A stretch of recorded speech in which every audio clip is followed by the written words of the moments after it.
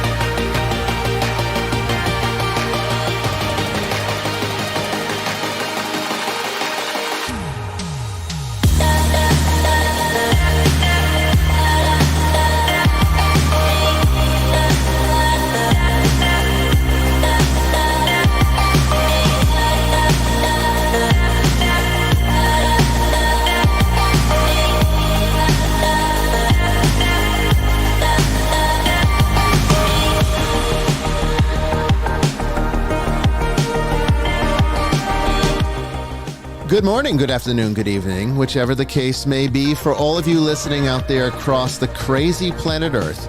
Welcome to Vestiges After Dark.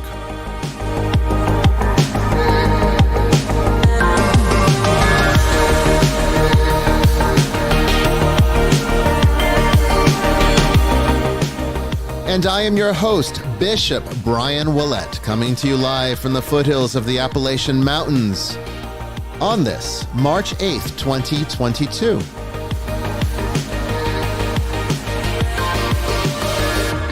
Tonight, we take a trip to the dark side. We explore the phenomenon of negative near-death experiences. You've heard about the positive ones. We've had guests on this show talk about the positive near-death experience. Well, tonight we have a special new guest, Kathy McDaniel, to talk to you about her personal experience with a negative NDE. We also have questions from the ether in segment 1 and a big announcement. Don't go away.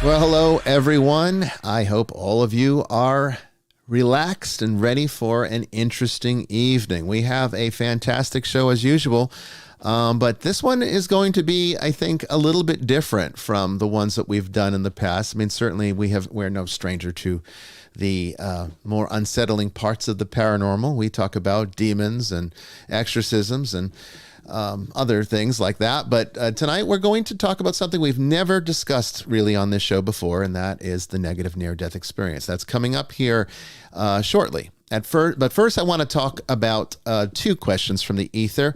One that kind of leads us into my announcement tonight. Yes, I have another announcement. And it's an important one that is going to affect a lot of people. And I think it's something that we need to, discuss with all of you so that you know what's really going on. And you can hear it from the horse's mouth, so to speak. But let's just go ahead and get started with that so that we don't take up too much time and, detract from our wonderful topic. Well, the first question from the ether, I am not going to even give the first name of the person who sent this. This came in through email, and I want to keep it somewhat confidential. But I also want to address it because there's some important points here that I think I need to speak to.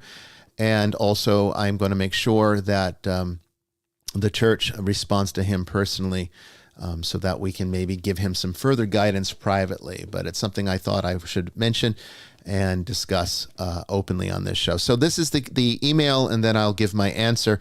Again, not giving the name. Okay, so the email writes this way.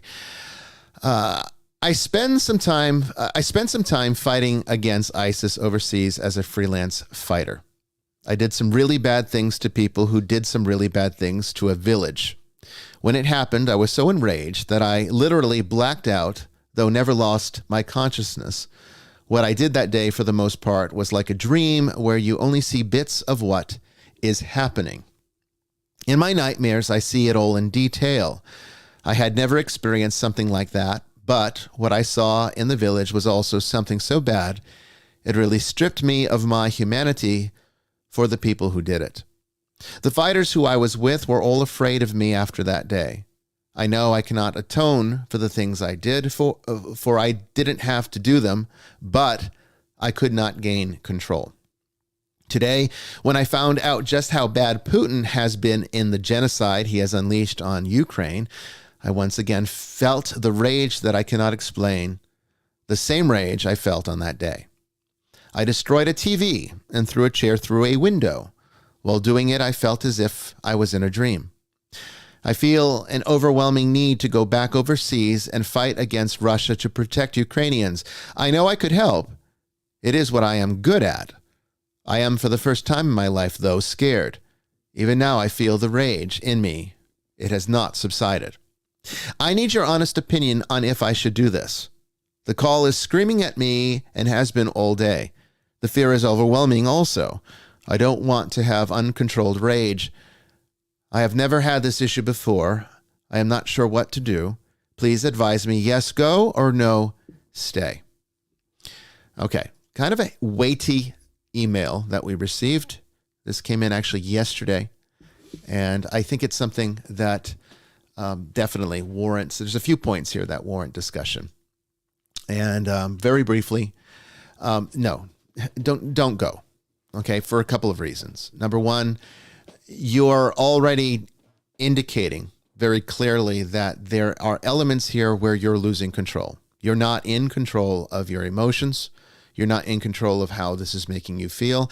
And that makes you a liability, not just to yourself, but anyone out there that you are going out there to protect or help. Even if you're good at this, this is not the frame of mind one needs to be in to perform the kinds of actions as a mercenary that you're suggesting. So I would say absolutely do not go. But more importantly, I don't think this is the kind of situation that really private individuals should be getting involved in. I'm even kind of upset that I'm seeing corporations play world diplomacy by shutting down operations as some kind of political statement. I have a real problem with that. I really think it should be left to diplomats, military, world leaders, and I mean, that's what they're getting paid for. I don't like when private organizations or private individuals get involved in world issues at this magnitude, particularly when we're talking about a nuclear powerhouse like Russia. Okay. So I would say for two reasons, don't go. And those are my two reasons. One, you're not in control. Two, this situation needs to be handled in a more professional way. Not that I'm not saying you're not a professional, you're not good at what you do. I'm sure you are, but this is not the time for this type of mercenary thing. Now, more important to me as a bishop is the one line that you said where you know you cannot atone for the things that you did. I want to make very clear on this, okay? There is nothing that you can do in your life that you cannot atone for. There is nothing you can do in your life that God cannot forgive you for. Forgiveness is always, always paramount to the Christian message, to our relationship to God, and it's always available, always accessible. The only sin that cannot be forgiven is the one that where you outright reject the grace of forgiveness. That's the only one that cannot be forgiven, because God will never violate your free volition. He will never step and force you to do something that you yourself are not fully agreeable to doing. Which means that in order to receive forgiveness, you have to be willing to accept that forgiveness. And it's available, regardless of what you do, no matter how bad the atrocity. There's nothing that is so bad it can't be forgiven by God. The atonement, though, I think has to come from healing some of this, this rage you feel. Because that's toxic. That's toxic for you, for your own physical health, your emotional and psychological health, but your spiritual health as well. And I think right now, based upon the information you're giving me in this email, I think you need to spend some time working on yourself before you rush in and try to be the hero for an entire country. That's not being selfish. That's being realistic. Okay? So someone from my church will reach out to you. Okay? And they will offer you further guidance from there. But I just wanted to address that one because I think it's a very important one, that you understand that there is nothing that you have done that is so bad that is beyond the forgiveness of God? Nothing. Doesn't matter what it is. Okay. On to the next one. Kind of a weighty one there, right? But they come in, and we have to help. That's what we are here to do. So this one is going to be another question from the ether. This one came in from Instagram. Nikki on Instagram asked this a couple weeks ago, and it kind of loosely leads into my announcement tonight, because there's going to be some big changes in the church, and I want to address them with you before it gets out of hand and there's rumors and all sorts of crazy things that, how it is with with the way people run with an idea, and then before long, it's no longer the original information. It's something completely different. We see it all the time with the media. Well, I don't want that to happen with us here. Okay. So you're going to hear it from me directly. But the question that's going to lead in tonight is from Nikki on Instagram. And she asked a kind of an interesting question. As you know, I should preface this. If you're not on my Instagram, if you don't follow me on Instagram, I don't use it for anything other than my culinary exploits. I don't really like cooking. I'm getting a little bit more comfortable with the idea that, I'm very good at it. I am exceptionally good at cooking. I just don't enjoy the mechanics of cooking. But I love food. The culinary arts are something that has always been one of my big hobbies, you might say. And so I don't cook because I like to cook. I cook because I like to eat. And so I fill my Instagram up with pictures of food. Usually it's the things that I've made, but sometimes, if I go to a nice restaurant or something, I'll put a picture of that up there. And so you can, of course, see the various things that I eat, as a way of sharing the experience. And this is not something that was my own idea. I want to make clear. This is something that I was asked over and over again, because when I used to be on Twitter and I used to threaten that I was going to leave Twitter because I hated it so much, all the toxicity there. I said, people would say, but what are we going to do? We don't want to lose your food pictures, because every now and then I put a food picture up there. Well, the fact of the matter is I actually never intended to give up the food pictures because so many of you like them. So I just switched over to Instagram and started doing it there. So I have countless pictures of food, and like I said, a lot of my meals are elaborate and exotic because I like the culinary arts. That's my hobby. That's what I spend my time focused on. And so Nikki asked, I thought you were supposed to be living a life of poverty. I've seen 2 posts from you in the last 2 minutes of meals that I wouldn't be able to afford with the contents of my entire disability check. Something is wrong with this picture unless you're on vacation or something. And I think this comes back to one of the issues that I think eludes a lot of people about the church and clergy and the different states of life that exist within the church. I am in active pastoral ministry. Okay, which in the framework of the Roman Catholic Church is like diocesan priesthood. Okay, so we are very much in the world, and priests and bishops in that position do not take vows of poverty.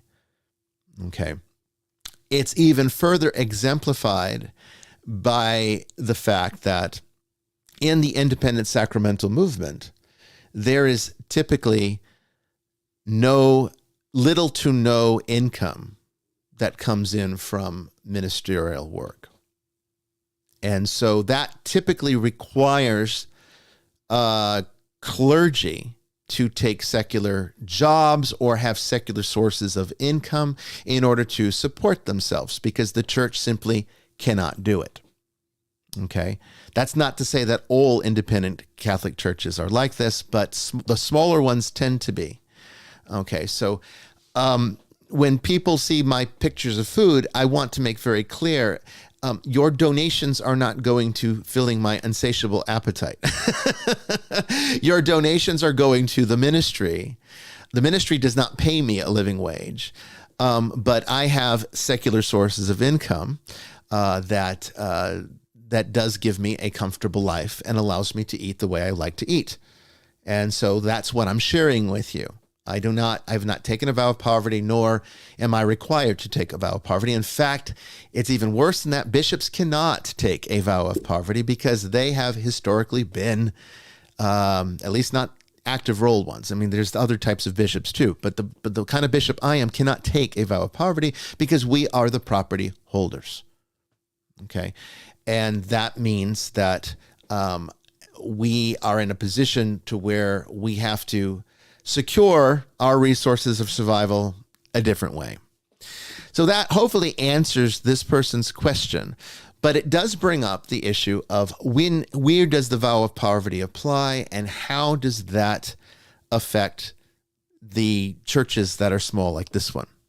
Because it does, and it has reached a point where I think in the zeal that this church has had to grow and normalize its position, it has had to face in recent times certain realities where we just now know that there is very little chance that we're ever going to get to the point where we have the resources to actually support clergy the way we need to, which is very sad. And I want to make very clear that this is not something that I am saying to sort of insult all of those of you who do support this ministry and are very generous with this church. You guys are fantastic. And I said that on the Nicoland Network. You guys are fantastic.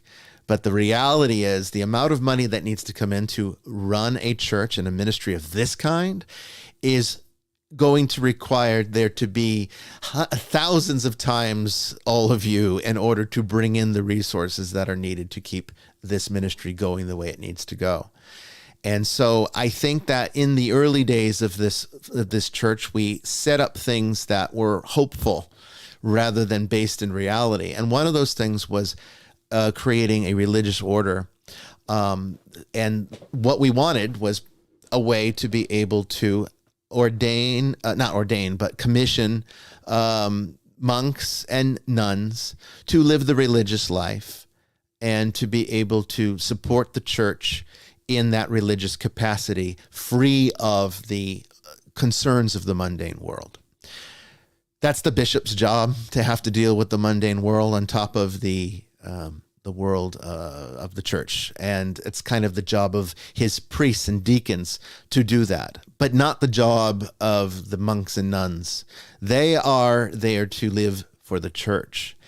And that's very difficult when the church is not able to support them and not able to give them the basic needs that they need for survival, which means that they now have to move into doing secular things and take on secular concerns and worries when it's not appropriate for them to have to do so. This is one of the failings of this church because it has never had the resources to do that. And what that means is when there are issues or problems that come up of a secular nature, the church can't rush in and fix it. That means that each individual member of the clergy now has to be on their own. And then what ends up happening is the church starts acting a lot less like a family and a whole lot more like a business. Because you don't go to your boss and say, I need this, or you don't go to, your coworker. And I mean, if you're really on good terms, you might be able to do something. But if it's a really big thing, a church is supposed to operate like a family. And it can't really do that very well if the family can't support each other. And that's kind of where this church has been in limbo for the last for the entire time of its existence. It's a big deal.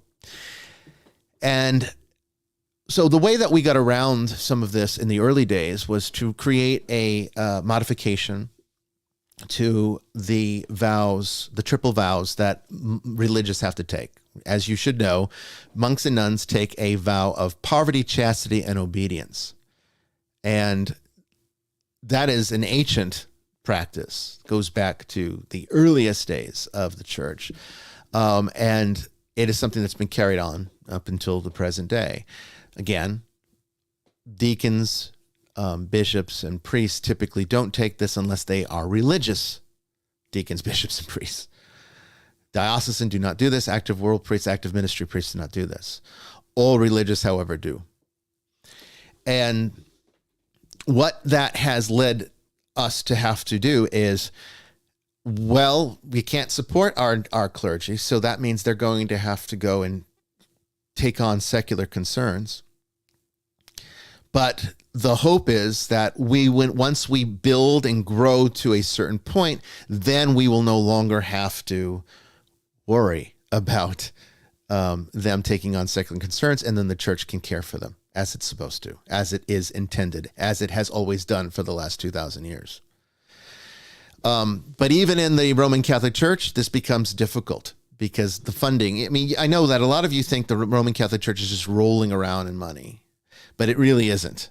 And each individual ministry operates as its own entity. And a lot of them, most of them, almost all of them are exceptionally poor. So even today, it's getting harder and harder for religious orders to support their members, which is making the vow of poverty a very difficult thing for people to take.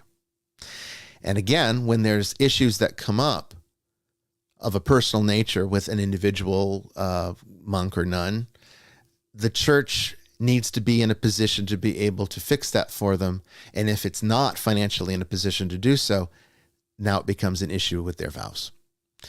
I have never been comfortable with this arrangement. It was something that was established to accommodate the growing process of the church. And me, in my very optimistic and idealistic view, was saying, well, then, we'll do our best. We'll try to make this work. And hopefully within a few years, we will have normalized these vows and normalized our religious order, which is the order of the 7 archangels. But it never materialized. We never reached a point where there was a lot of promises over the years with different benefactors saying they do this and they do that. But when it comes to getting the checks to do these things, it doesn't happen, or it doesn't happen at the level that it needs to be able to take on the awesome responsibilities of supporting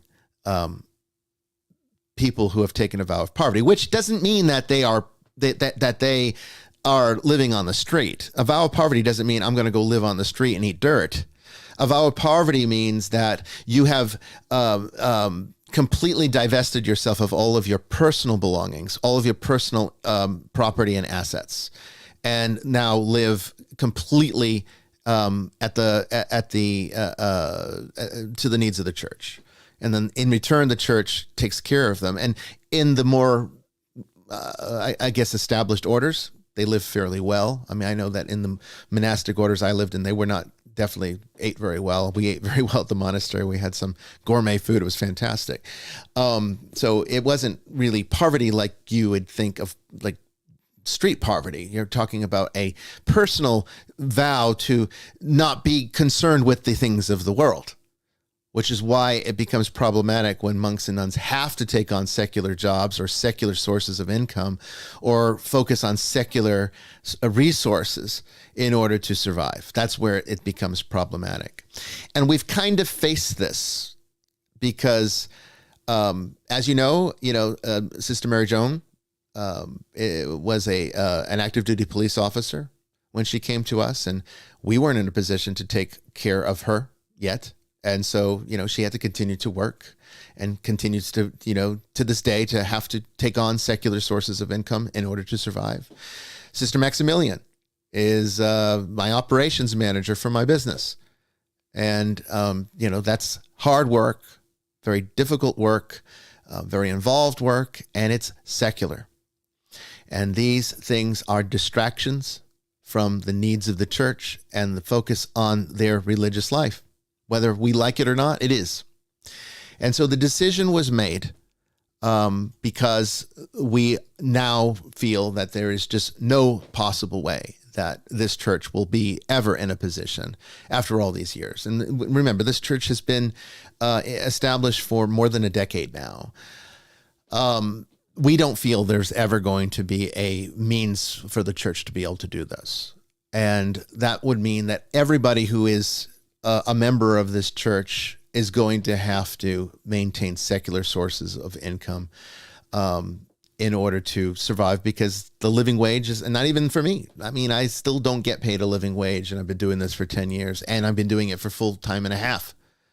Sometimes I will work 50 hours a week doing this job to get paid almost nothing. And that's just, that you can't run an organization like that. I know a lot of people out there think that it's perfectly okay, think that religion should be free. Yeah, I mean, in an ideal world, in a perfect world, it should be. But the fact of the matter is, and I've said this before, when we need to go somewhere, Delta Airlines, American Airlines doesn't say, "Oh, you're a priest? Oh, here, take this seat for free." When you need to go to stay in a hotel, oh, what? You're Bishop Bryan? You're that guy on Ghost Adventures. Here, have a room for free. Stay as long as you like. Here, we'll even buy you dinner. That does not happen. Okay. Churches get charged in most cases, with very few exceptions, the same rates. I mean, like, for example, PayPal, right? PayPal gives us a discount because we're a charity. So we pay a couple % less than a business or a for-profit business. Those are nice little gestures that do help the bottom line. But in reality, okay, the costs of running a ministry is exceptionally expensive. No one gives you a church because you're a church. They don't like, here's 10 acres of land. Here's a building. It's all yours for free. It does not happen. Sometimes in the bigger churches, somebody will leave something when they die to the church, and then that becomes property that can be utilized that way. I belonged to a Melkite church in Atlanta for a short time that operated in a mansion downtown. And that mansion, what became the church, they modified it to be the church, the Melkite church for Atlanta. And it was a mansion that was left to the Melkites. So it's it does happen.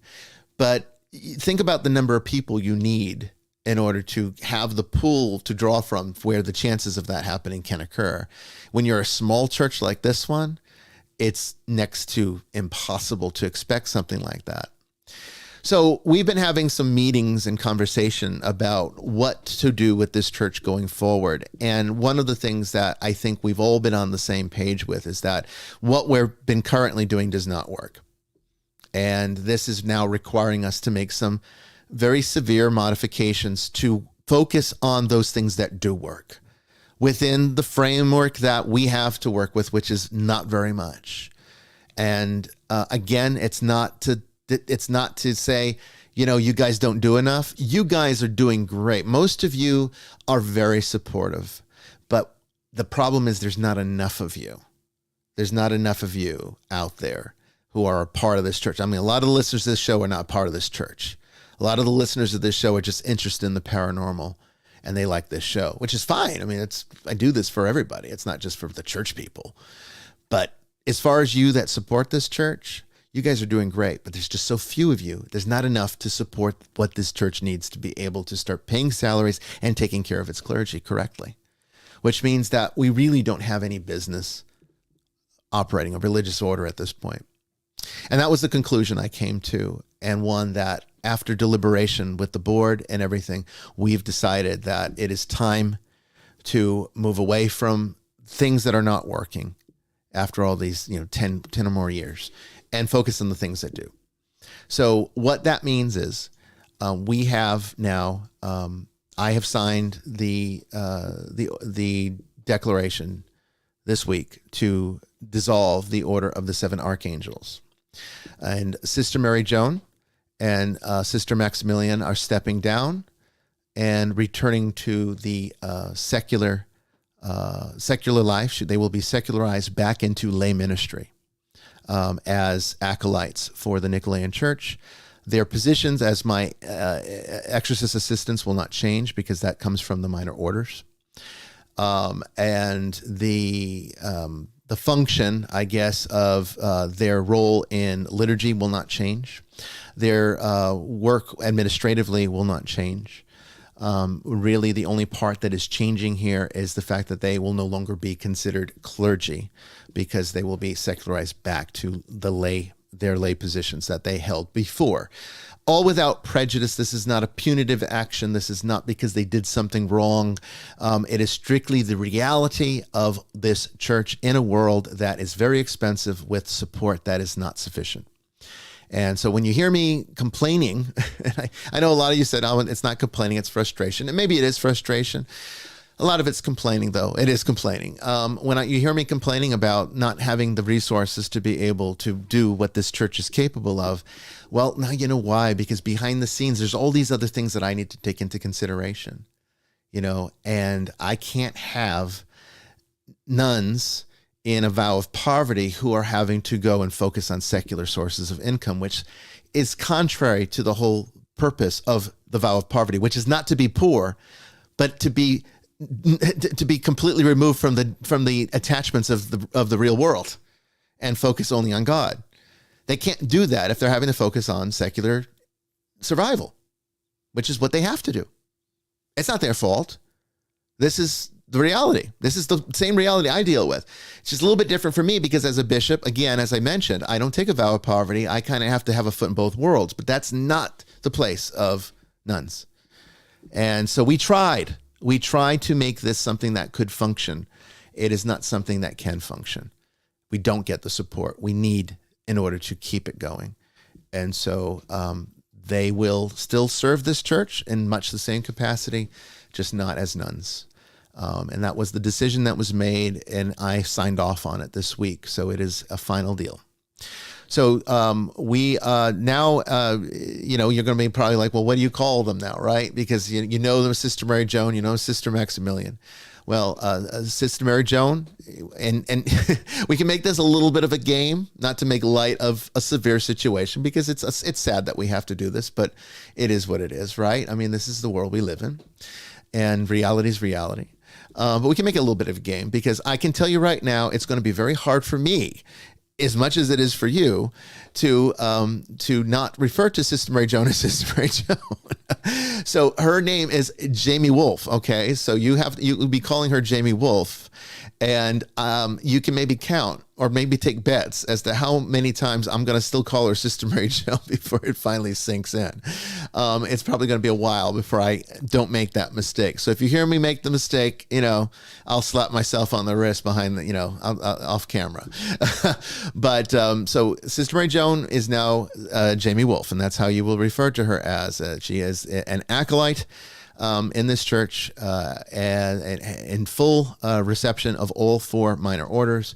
She is my exorcist assistant, and she will continue to be so. Sister Maximilian is now my wife, Tracy.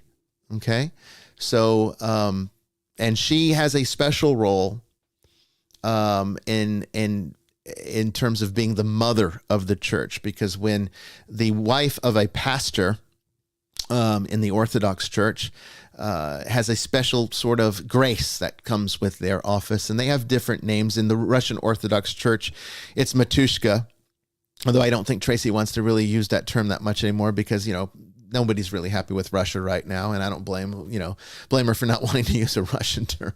But it is the term of the mother of the church, the Matushka of the church, and that is something that she has held, regardless. Even as Sister Maximilian, she held that position.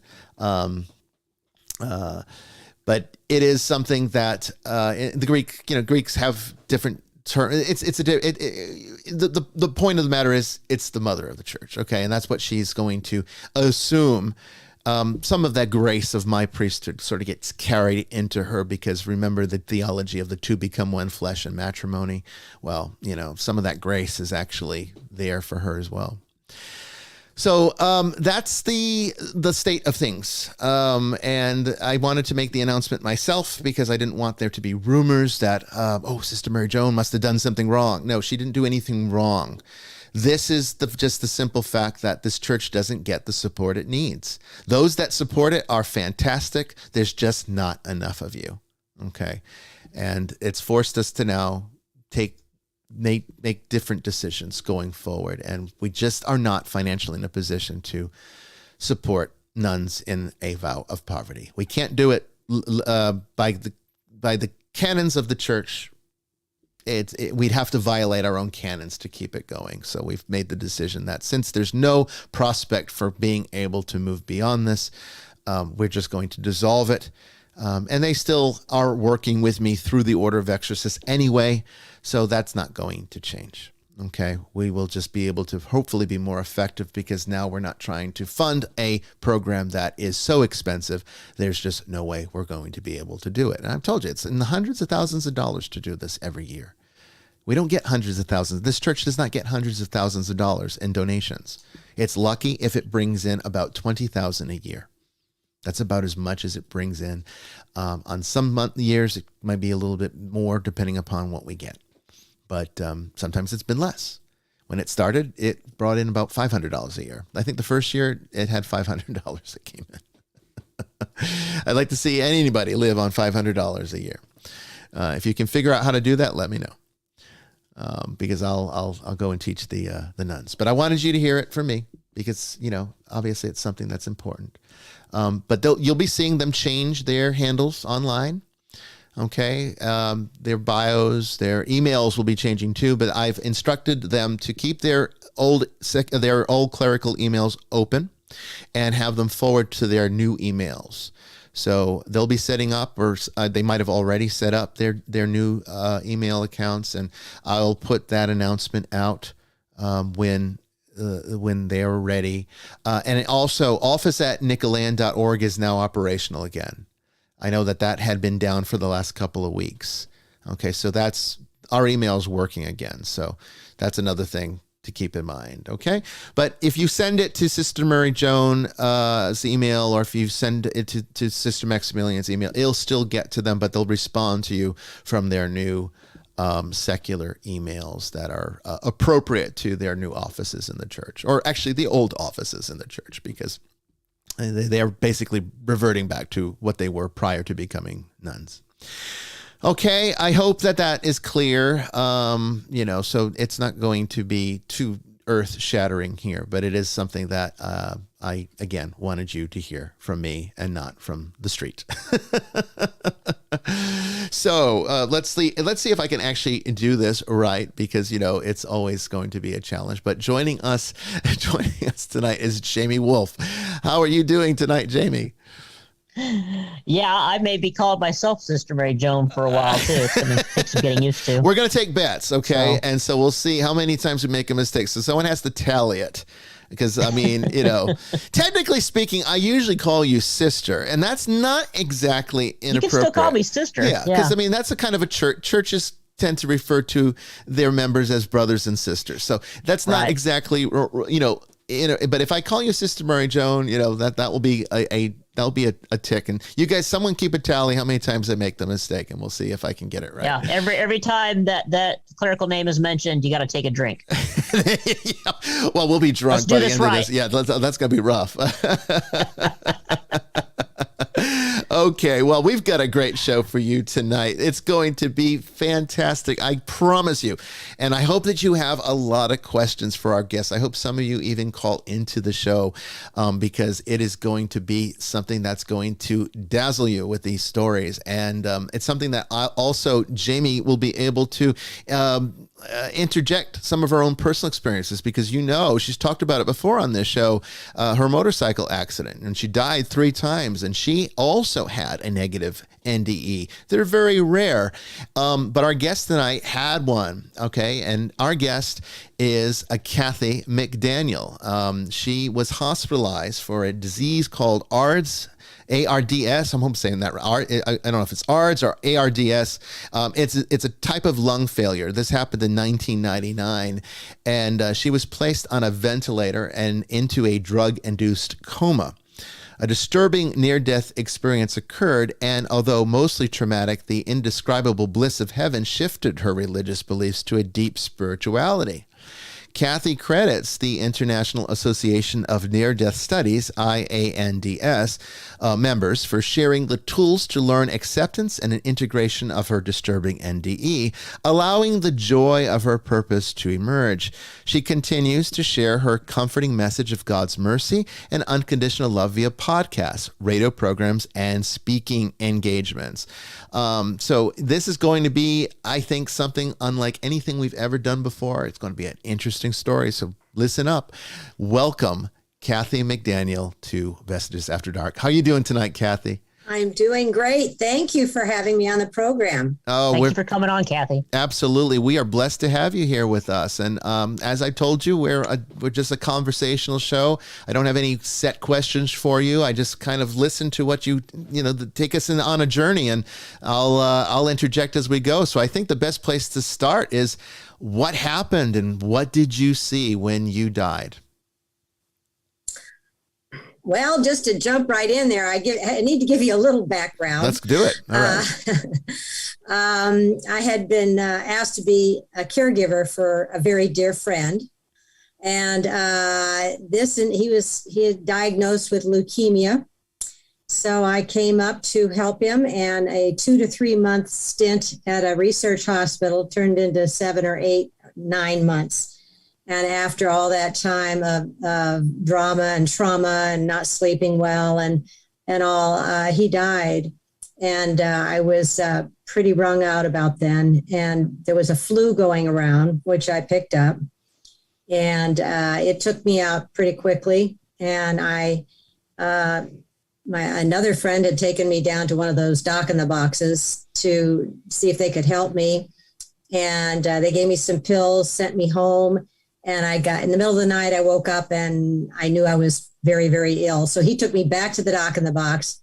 But by the time we got there, I had collapsed and there was no heartbeat. So they put me in an ambulance, took me to the hospital, revived me, and then let me know that the pneumonia was so bad that they had to put me in a coma and intubate me because I was dying.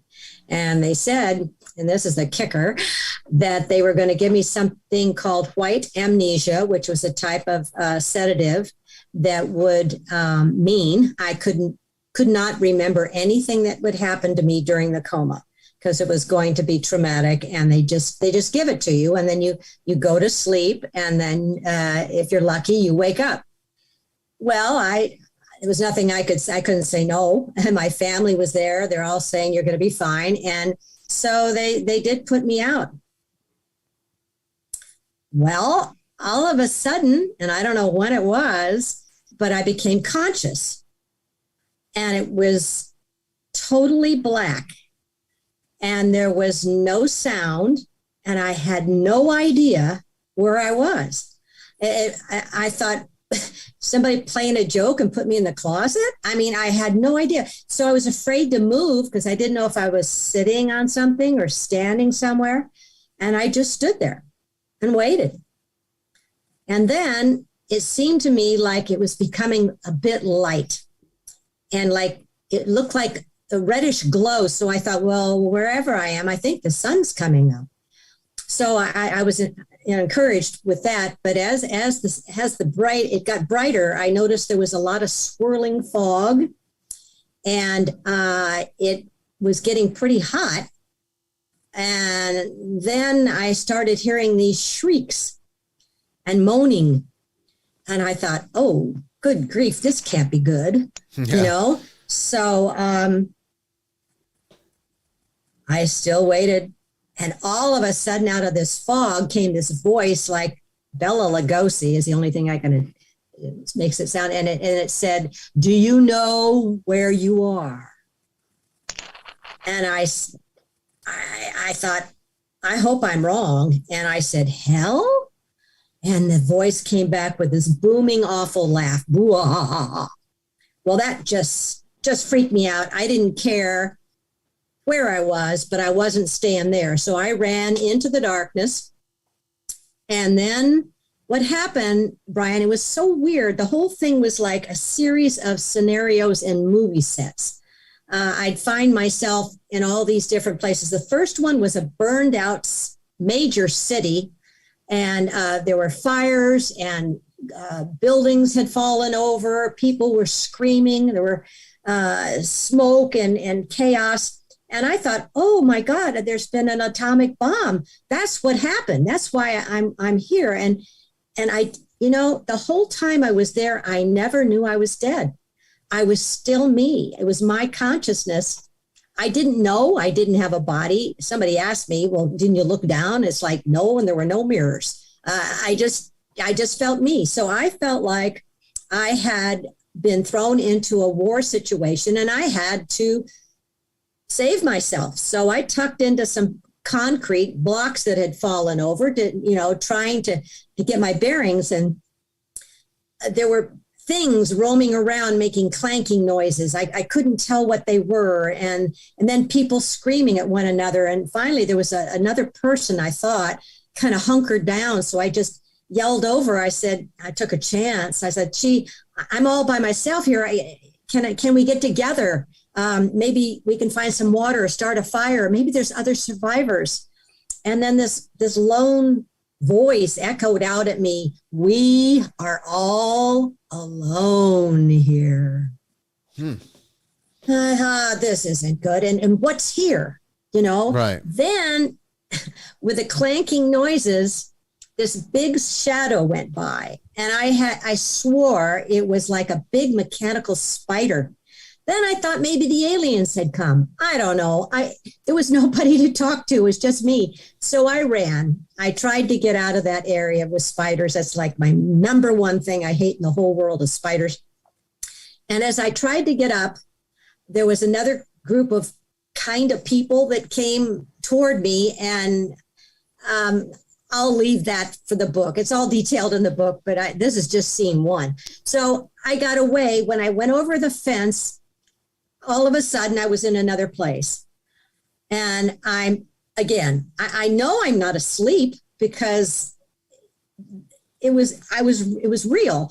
And so anyway, there was a situation where there was like this darkness, but there was a demon there. I mean, people say, how do you know it was a demon? You know it was a demon. If a cougar jumped out in front of you and you'd never seen one, you'd say, that's a cougar. This was a big, huge, Bigfoot kind of thing, but mean. And I just froze. I didn't know what was going to happen. And he said, do you want to get out of here?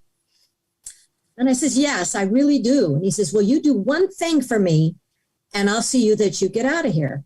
And I said, sure. What do you need done? And he says, well, I need you to cut down this blackberry field. And the darkness lifted, and as far as I could see was blackberry bushes with these big canes and the thorns in them and stuff. And I looked back at him, and he was chuckling. And I thought, oh, he's toying with me, but maybe I can get out. So then I looked at my hand, and there's a pair of kindergarten scissors, like you cut paper with.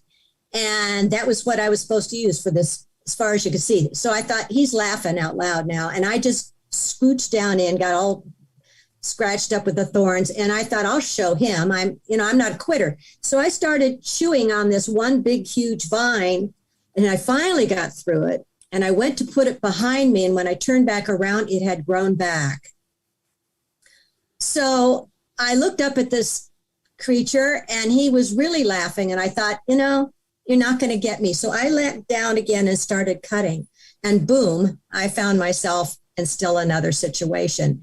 And the reason my book is called Misfit in Hell is because every time they would give me these things to do, I would buck them. I just did. It's just my personality. But this is a warning to anybody who's anyway, this has to do with abortions. The next place I found myself was like a hospital corridor. It was all white, and there was a door on either side of me. And I thought, okay, doors, that's good. Except that when I looked up at the end of this long hall was another one of those big demon persons, but this one had a big, like a truncheon that you use in prisons to beat people with. And I froze and I thought, I better get out of here before he sees me. Well, he had seen me.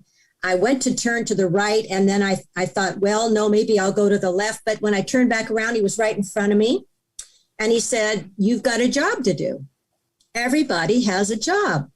And I thought, well, it's got to be better than the last job. And he says, all you do is you go into this room, you take what they give you, and he's using this stick to wave in my face. You go across the hall and you put it in there.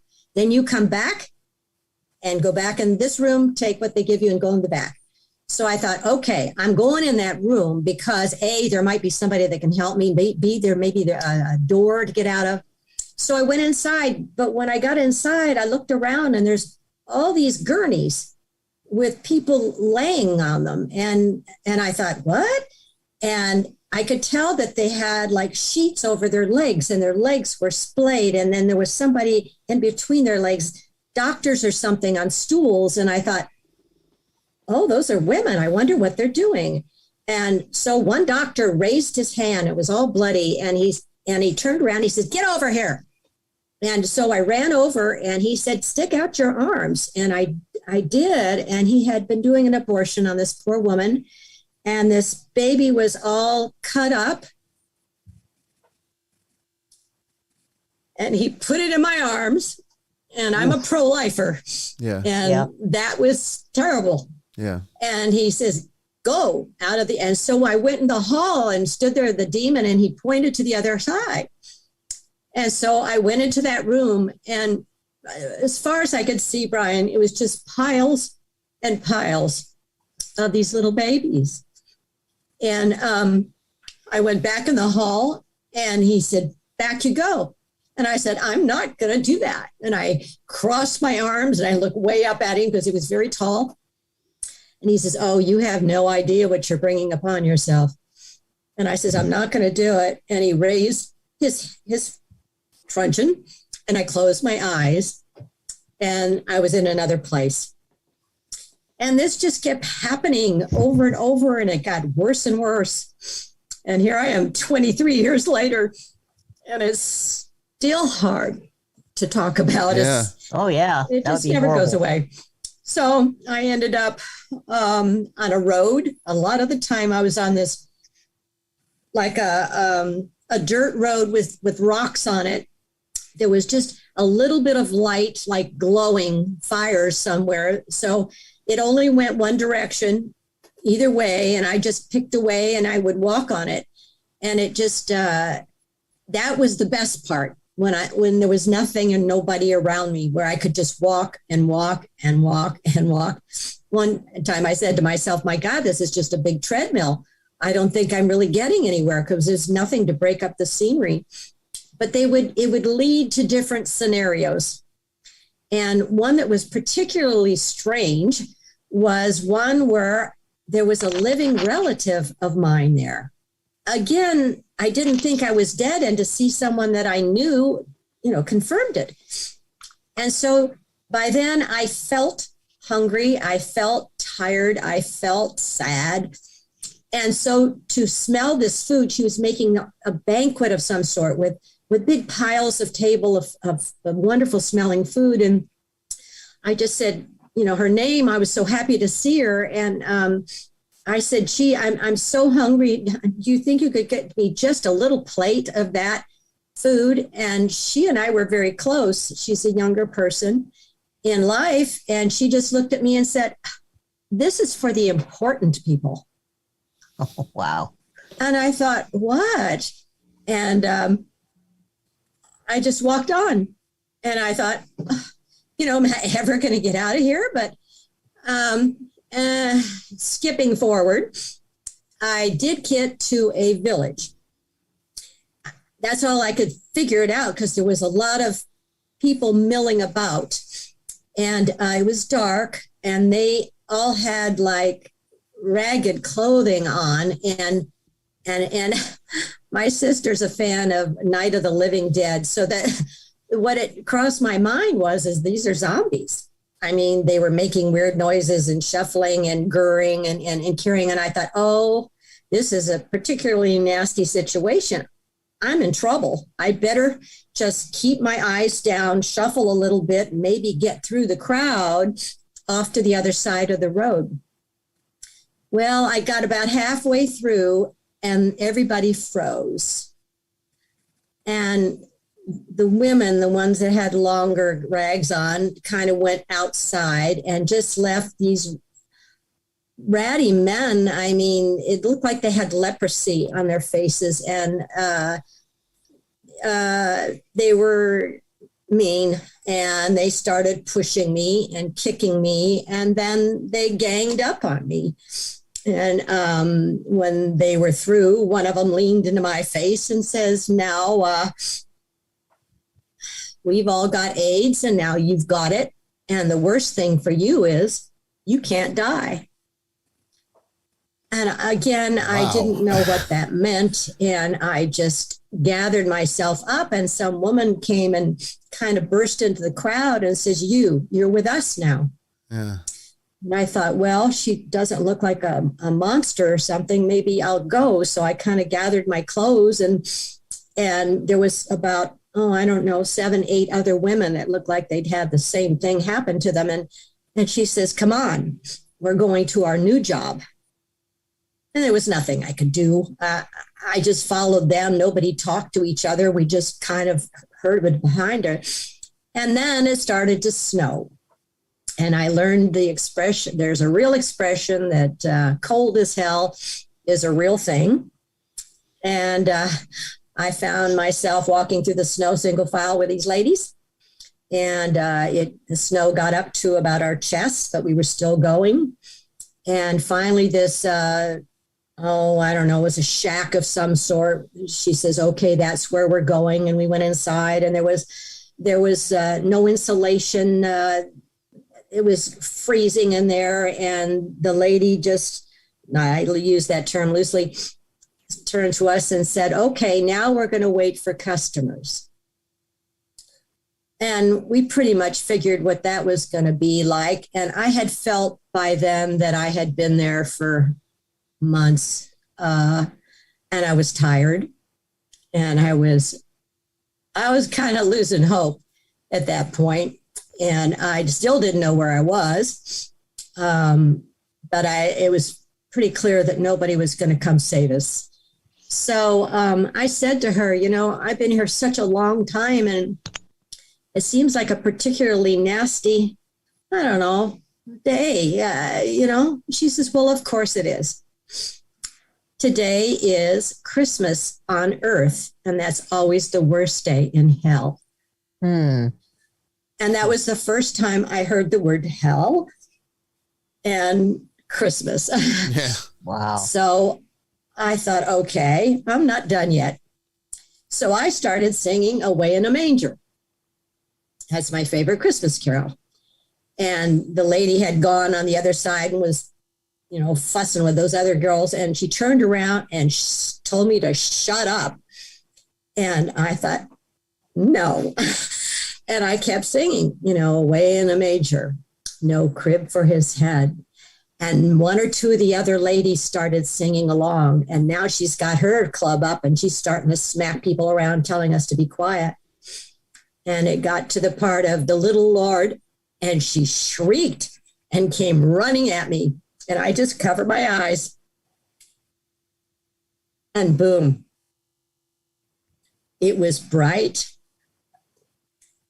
I was immersed in this amazing love and joy, and I didn't know what happened, but boy, I was happy. I couldn't remember anything that had happened before, and I was just, people can't describe it. It's ineffable. You can't use human words to describe how wonderful being with God is. Yeah. And I was just so happy. And it was so weird because I stopped and I looked around and I saw my friend who I'd been taking care of, who had died the month before. And the last time I saw him, he'd had leukemia and all his hair fell out and he was all blotchy and stuff. And now he looked wonderful. He was happy and healthy. his hair wasn't gray anymore. He was wearing a sweater I bought him. And he was just so joyful and happy to see me. And I thought, oh my gosh, he doesn't know he's dead. And now he starts laughing. And I thought, oh my goodness, he read my mind, because I didn't say that out loud.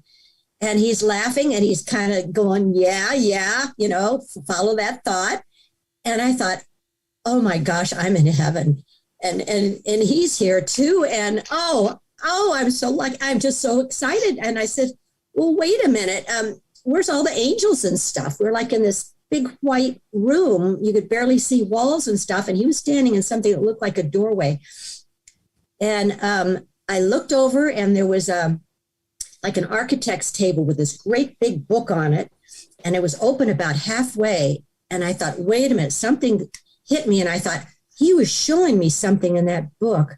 And I said, oh no, that's going to be too hard. I want to stay here with you.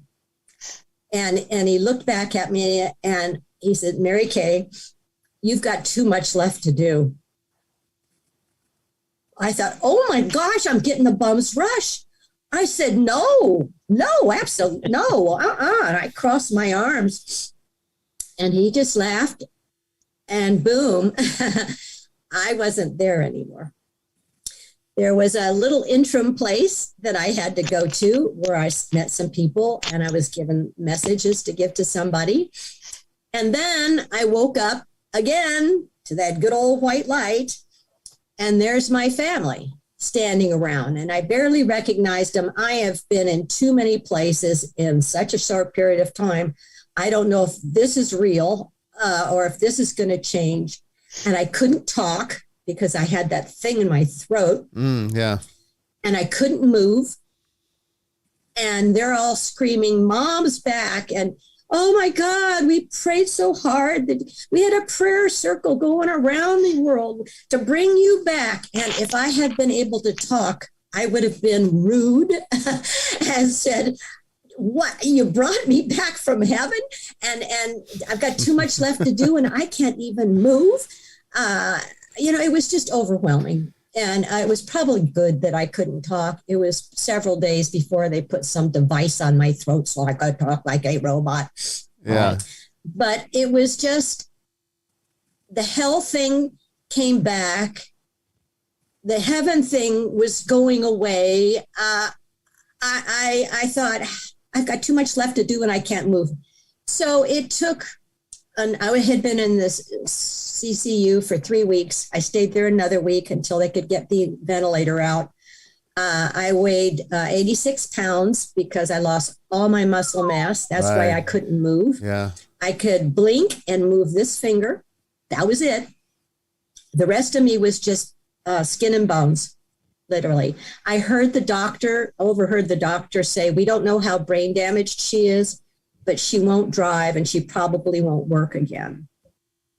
So again, well, let me stop you right there. That was not the good news. That's not good news. Let me stop you right there. We're going to take a break here at the top of the hour, and we'll be right back with Kathy McDaniel as she continues her story and the follow-up that happened after she returned from the realm of the dead. Don't go away.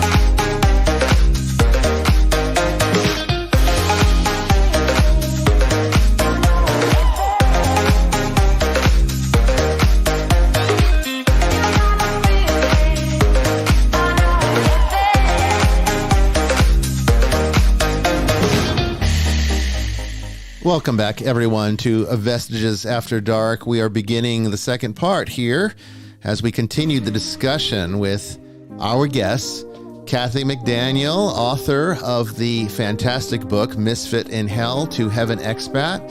She continues her discussion about her negative near-death experience.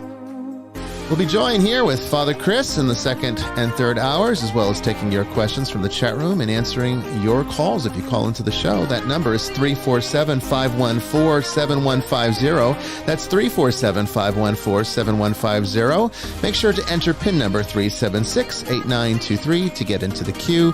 That's 376-8923. Don't go away. So much more to come.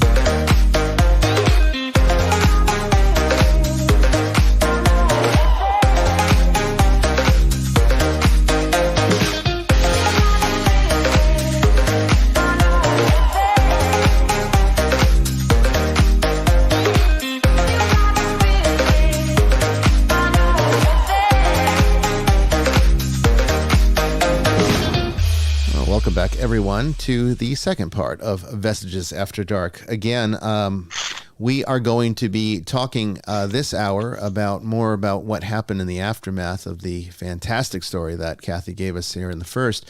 And Father Chris Yates is joining us from Australia. He'll be looking at the chat room. Sister Mary Joan's out of town right now. So see, there's my first mistake, right? Jamie Wolf is out of town. See, we're going to be making this mistake a lot. Jamie Wolf is out of town. I'm telling you, take bets. Let's see who wins, how many mistakes I make. She's out of town, so she can't look at the chat. Father Chris, it's all on you. How are you doing tonight, Father Chris, or this morning for you? Yeah. Well, this afternoon, just about. Oh, just about afternoon. Okay, all right. Quarter past 1 in the afternoon here. Okay. So no, I'm fine. Great, fantastic. Still kind of still digesting the two light topics of changing what I'm calling people, and the really light topic of finding yourself in hell. So I'm looking forward to getting into that. Well, we're gonna dive in here, and Jamie's gonna give her story in a moment, and we're gonna see where there's parallels here. But first, Kathy, I guess one of my questions is, and then if there's more that you want to tell about the aftermath, please do so. But my question is, why do you think, and maybe this is too personal of a question, I don't know. I mean, you tell me if you don't want to answer it, that's fine. But why do you think you ended up in hell? Why do you think you were sent there? Well, I've had a lot of time to think about it. And once I was able to hook up with the IANS group and hear a lot of other near-death experiencers, a lot of praying and thinking, I believe I went there because I expected to. Really? I was a Roman Catholic my whole life, and I was taught from a very early age that very few people go straight to heaven, maybe Mother Teresa. But the rest of us go to purgatory. We were taught that purgatory was like hell, except you got out. And so from a very early age, I bought it, and I wasn't disappointed. So I think the bottom line for me, after experiencing God's unforgiving and unconditional love, I know now that God doesn't send anybody to hell. God condemns no one. But like you'd said earlier, we've got free will and he won't stand in our way. So if I thought I needed to go to hell, didn't get in my way.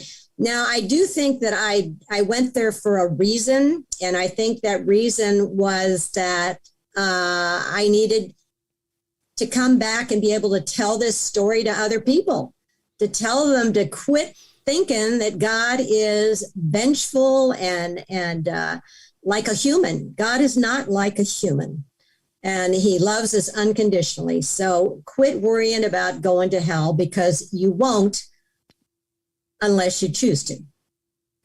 I kind of like that. I agree with that, actually.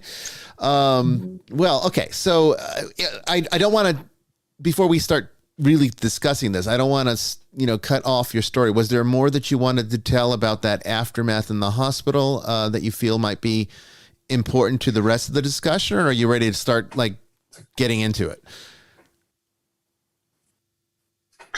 Well, it's a 500-page book. So there's a lot in the book. Okay. So the rest of it is pretty much just my life, which I took that. There's a lot of stuff that happened in my life that I drug down to hell and made it even worse.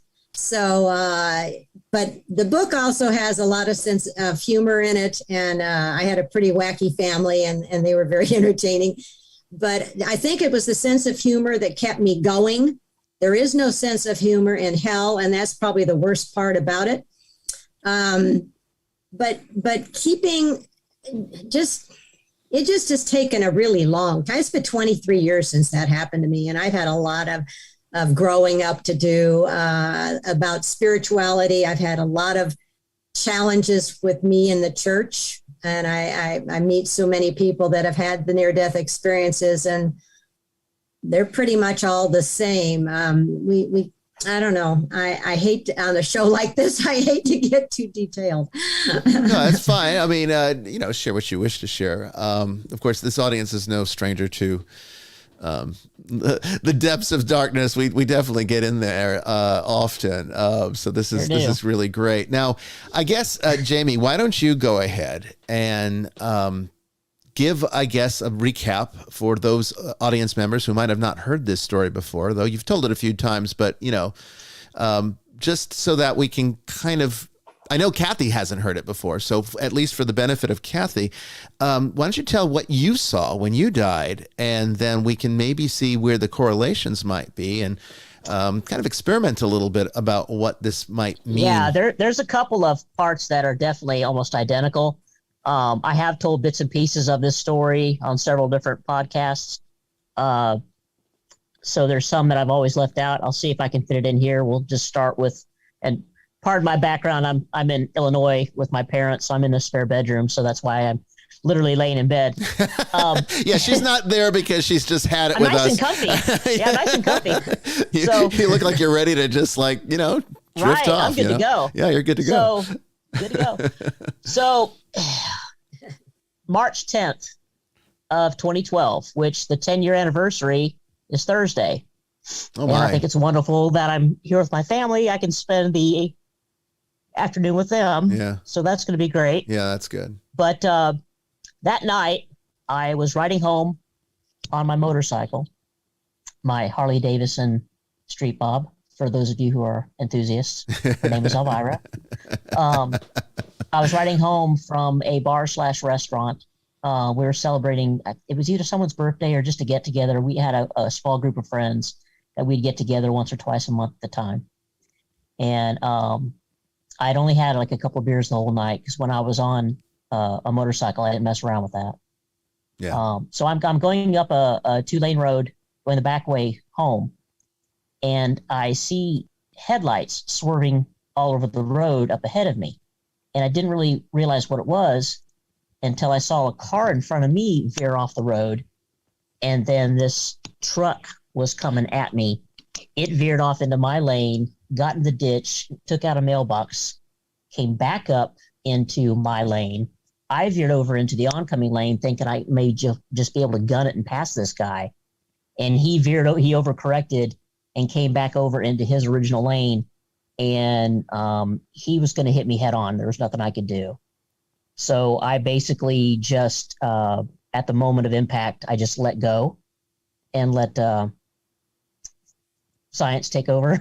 Yeah. Physics take over. And I flew over the top of what was a Chevy Blazer. Well, it caught my foot, my left foot, and spun me around. And I remember hitting the pavement, and it sounded like when you take a wet mop head and slap it on the floor. That's what it felt like. And then I instinctively rolled on my shoulder several times and then came to rest on my back. And I remember I should have been feeling excruciating pain, but oddly enough, I was at peace. Then I saw headlights coming at me, and I thought, great, I survived getting hit, and now I'm going to get run over. But they stopped in time, and I just remember someone coming out and yelling, "Are you okay?" I'm like, hell no, I'm not okay. Call 911. Yeah. And I remember talking with someone. I tried to get up several times, according to the witnesses. And, oh, by the way, the guy kept going. Did he leave the motorcycle? Scene? The girl was. Did he leave the scene? Yeah, he left the scene. So it was a hit and run on top of everything else. Yeah, so it was a hit and run. What a class act. Yeah. Yeah, what a fella. Yeah. So I remember Fireside getting there, which is the fire department, and I remember them talking to me. I was giving them information, told them who I was, who to call, started the phone tree for my work. At the time, I had 16 years or so with the sheriff's office. So I had cops calling other cops just to get the phone tree going. And I kept trying to get up. And I felt this wet stuff going down my back. I didn't realize it was blood. My left leg was up by my arm. I was almost cut in half. So picture a wishbone. Not too pleasant. I mean, the parts were severed. Well, internally, I mean, my left leg was almost ripped off. Yeah. My elbow was obliterated. My left elbow was obliterated. My pelvis was what they call an open book amputation. So it was basically cut in half on the inside. Yeah. And then I was bleeding from my private parts, front and back. Yeah. So, and my leg was broken. My left tibia was broken. So I was in pretty bad shape. And I remember the medics trying to get my jacket off, and they couldn't because I was wearing a thick Harley jacket. They tried to cut it off, and they couldn't get it off of me. And I remember telling them, don't mess up my jacket. But I remember hearing rotor blades, and I thought, oh my God, they called Life Flight. I'm in deep shit now. And I remember them saying, she's bleeding out. And I'm like, guys, I'm right here. And they're like, you're still conscious? I said, yeah. They're like, you should be in shock. I said, well, yeah, I should be, but I can hear everything you're saying. And next thing I know, they're putting me on the skids of the chopper saying, honey, we got to put you out. And I said, I know. And at that time, I didn't think I was going to wake up. So I just remember saying, God, I'm in your hands. And at the time, I wasn't really religious anymore. I'd kind of left the church for the same reason everybody else leaves the church. You know, they're just dejected with the dogma and the elitism. And I considered myself spiritual, more into the shamanism, the Native American spirituality. Yeah. But I knew that there was one source. And so I basically said, God, I'm in your hands. And it went black. There was nothing. And then my consciousness came back. And it was like I was fighting unknown folks. And I remember something came out of my throat. I ripped something out of my throat, and I could feel liquid splashing on me, but I couldn't see my body. And I found out later that I had tried or did rip out my tube, my intubation tube, and I was fighting the staff. And they had to put me back under. Mm-hmm. So I was feeling excruciating pain in my throat, and I was fighting something I didn't know what it was, and it went black again. Then my consciousness came to me again, and I was strapped to this table, and I could hear my parents talking in I guess it was like a waiting room. I could see them in a waiting room, but I couldn't reach to them, and they couldn't hear me. And then I was in this room, and in the corner of the room, there was this, I could only describe him as a Dante's devil. And he was sitting in the corner and smiling at me. And I don't remember the exact command he gave. It was something like, punish her, something her. And all of a sudden, I started feeling what I could only describe as piranhas pulling and pinching at my flesh. That sounds a lot like Kathy's, this beast-like character that comes in and sort of issues a command and then you get tortured. He looked like what we were taught the devil looked like as kids. Only a lot more. So it met your expectations. Huh? It met your expectations as to what your archetype for the devil was. Kind of like the devil character from the movie Legend, only without the huge horns. Okay. You can look that up. Tom. I've seen it. I mean, the audience should look it up if they don't know it. So I feel these things pulling at me and yanking at me and starting to tear my flesh, and I thought, oh my God, they're going to consume me. Yeah. Well, I thought to myself real quickly, damn it, I'm I'm a cop. I'm a good person. I belong to Jesus Christ. You cannot have me. I mean, I was raised a Christian. I still believed in Christ. I was more upset with man than I was with God. Just at the time, I was trying to work it out and was just very angry. And I said, I kept saying, I belong to Jesus Christ. You cannot have me. And they kept at it. And then I remember the patron saint of law enforcement, St. Michael. And I yelled in a very loud voice from my consciousness, I'm a soldier of St. Michael. You cannot have me. And right after I said that, I felt like someone grabbed my chest with their hand and pulled me straight up. And I saw a bright light, much like Kathy did, and opened my eyes. And the first person I saw was my mother, who they had flown on an emergency flight down from Illinois. And I was awake. And she was the first face I saw. And it took me a minute to kind of get my bearings. Yeah. And of course, there was a lot of adjustment and everything. And even when I was brought back, I was still in the ICU for another week because I was pretty screwed up. I was having weird sightings, saw weird things. And again, they tried to say it was the medication with me. But, I worked narcotics for many, many years. I know what certain medications can do. I know that you can see things, hallucinate things, and there may have been some of that. But I also know that I remember every single detail like it happened yesterday, and I know it was real. Anyway, I worked through that. They got me to a regular room, and when I was in the regular room, I really started to feel like myself again. But there was one night where I was by myself. It was after visitation, and the walls looked like they had webs or cobwebs on it, kind of like an old haunted house you see on TV. Yeah. And then the border of the wallpaper, the symbols, it was like apples and fruits and vines and stuff was the border around the walls. They changed and they turned into some kind of script. And at the time, I didn't know what it was. It kind of reminded me of like Elvish from Lord of the Rings. Like on the ring when it gets into the fire and it kind of burns an image into the ring. Right, kind of like that, but more readable characters. Okay. But I couldn't quite read it. It was like I could read it, but I couldn't quite read it. And I felt safe. And soon after that, I was moved to my rehabilitation center down in the county where I worked, and I was surrounded by my people the rest of the time, and I didn't have any more of those experiences because I was fully what I thought at the time was I was fully conscious again. I was fully alive again. Well, and it was strange. I tried to talk to several pastors and chaplains with the sheriff's office, and they didn't understand.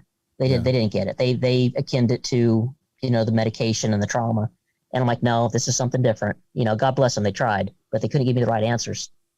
And so flash forward, I'm home, I'm resting, I'm recuperating. This is several months later. And again, like Kathy said, the doctors told me, number one, I may never walk again. If I do walk again, it'll be 6 months before I walk again. My career's over. I'll never shoot again because I was left-handed and my left arm was shattered. Yeah. And I looked at him, I said, sir, I'll be back to work in 6 months. And he's like, I don't think you know how injured you are. And I remember my dad said something to the effect of, you don't know my daughter. Almost to the day, 6 months, I went back to work. And that's another spiritual experience because if you put your mind to it and your intent to it, you can heal a lot faster than you think. Right. But fast forward, I'm convalescing at home. I'm out for, still a couple more months. And I start watching this show, Supernatural. Had a lot of catching up to do, but I had friends trying to get me into it. And I thought, oh, no, it's just silly. Well, I started watching it, started binge watching it. And there was an episode where Sam and Dean cover a room in Enochian symbols. And I look at those symbols and I literally had almost a flashback. I'm like, oh my God, that's what was written on the border around my hospital room. And I had no idea that's what Enochian looked like. And I'm fairly certain I did some research on that show back in the day when it first came out, ages ago. And they did a lot of research so that the things that they presented in that show were authentic. So if they had Enochian, it was probably real Enochian that they were using. Yeah. So that's interesting. I don't remember the episode. I don't remember. I just remember they painted a room with Enochian symbols, and they were in red. Yeah. And I was like, that looks just like what was written on my walls. And then, shortly thereafter, I'd spent like 2 years trying to research on my own, trying to figure out what happened to me. And no one could give me the answers I needed until I met you when you were interviewing me for the investigator's position with the paranormal group. Yeah. Interesting. And in, 3 hours of our conversation, I had a whole lot better understanding than I had had the prior 4 years before.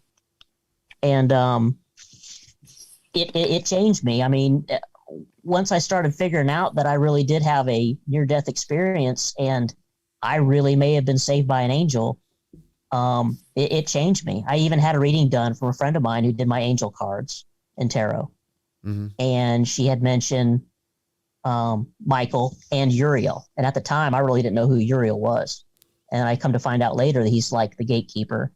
He's associated with the angel of with death. And yeah, definitely. Yeah. So that was kind of disturbing, but yet revealing at the same time. Yeah. And the more I found out, the more I realized that I was meant to do something different. I really feel close to St. Michael. There's been times working with you where I call to him and I almost feel him channeling through me when I ask for extra strength. And I wasn't Catholic, I wasn't even Protestant anymore at the time, but I was raised Protestant. But it was such a profound experience, and I needed answers, and I knew that I was allowed to stay for a reason. I ended up converting to Catholicism in 2017 and was confirmed by you. And I haven't looked back. And, quite a few of my friends couldn't get their heads wrapped around it because I was you were nuts, right? Person. They thought you were losing your mind. They thought I was nuts. I wasn't a religious person. I was kind of a hellraiser. And I still am when I want to be, when I need to be. Yeah. But I have a completely different outlook on life and on religion and on spirituality. I mean, it used to be I wouldn't think twice about smashing a bug in the house, but now I try to catch the little booger and get him outside. Death has a completely different meaning for me, but so does life and death are just changes. Death is only the beginning, so I'm not afraid to die. And when people die, I actually feel happy for them because they're moving on to the next stage. But it was a very profound thing, and you were actually the only one that made sense to me when I asked questions. And I love the fact that you were able to find Miss Kathy because we did have several similar experiences. Although her story was different, some of the experiences were the same. Well, I'm curious because Kathy, you seem to indicate that it felt like you were there a very long time. So if you had to put like a earthbound time frame on this, like in days or months or years, how long do you think you were in hell? It felt I had a lot of time to go back and think about every detail, and I think a couple of years. Wow. Wow. Well, So, not so for the me. Eternal now over there, Yes, it's not like time at all. Right. And you don't have a watch and you don't have sunset and sun. It just went on and on and on and on. And sister, for me, it was and Jamie, your time frame. See, I almost said it. Your time frame in hell. What would you say that was for you if you had to put like an earth time on it? I don't think I ever made it to hell. I think that I was in limbo. You think that was a limbo place? And I think you explained that to me too. You described it as the Bordeaux. And yes. I agree. And I think yes. Based upon, but how long would you say that experience? I remember when I woke up from a coma, someone had asked me, "Do you know what day it is?" Or and I said, "I don't know." And they go, "Do you know how long you've been out?" I said, "I don't know, maybe a couple of days." And I had been out for a week. I don't know at what stage the actual NDE happened, right? But from entry to the hospital to waking up was about a week, and of course, there's no time on the other side. There was no concept of time, just black. So, do you have you can't even relate it to a amount of days? Sir. It felt timeless. It actually felt timeless. It felt timeless. Okay. Interesting. There was no sense of time. Would you said if you had to give it an experience, would you say it felt like a long time or it felt like a short time? It felt like a short time. Okay. For me, yeah. Interesting. Well, what now, Kathy, you indicated that you felt that the reason you had this experience is because you expected to have this experience, that you had gone through your life with this sort of understanding that, getting to heaven was next to impossible. And certainly in that pre-Vatican II era, there was a lot of that with Catholic schools. And I know my dad had stories when he was in Catholic schools of the way that they be taught religion, that would lead people in that time to draw those kinds of conclusions. Of course, that's not the correct theology of the church, I want to make clear, but it was taught very poorly back then. But Jamie, your position in this, what do you think? Why do you think you had this negative experience and that you had to be pulled out? What do you think might have caused you to have gone that direction instead of just waking up into the light and Jesus being there and saying, "Hey, welcome home"? I think for me, it was a test and a clarification because I was so discombobulated in my spirituality at the time, and I was angry at God.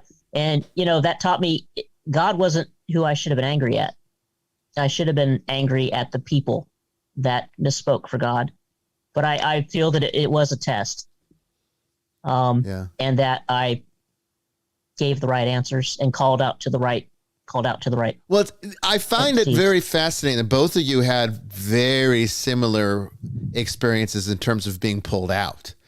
Right. It was almost as though, well, I've been saying, it's like I think I said it was either a week ago or 2 weeks ago. I said that Mother Angelica used to say she's not sure, what happens exactly with redemption after death, but she can be absolutely certain that when you die, God's not done with you yet.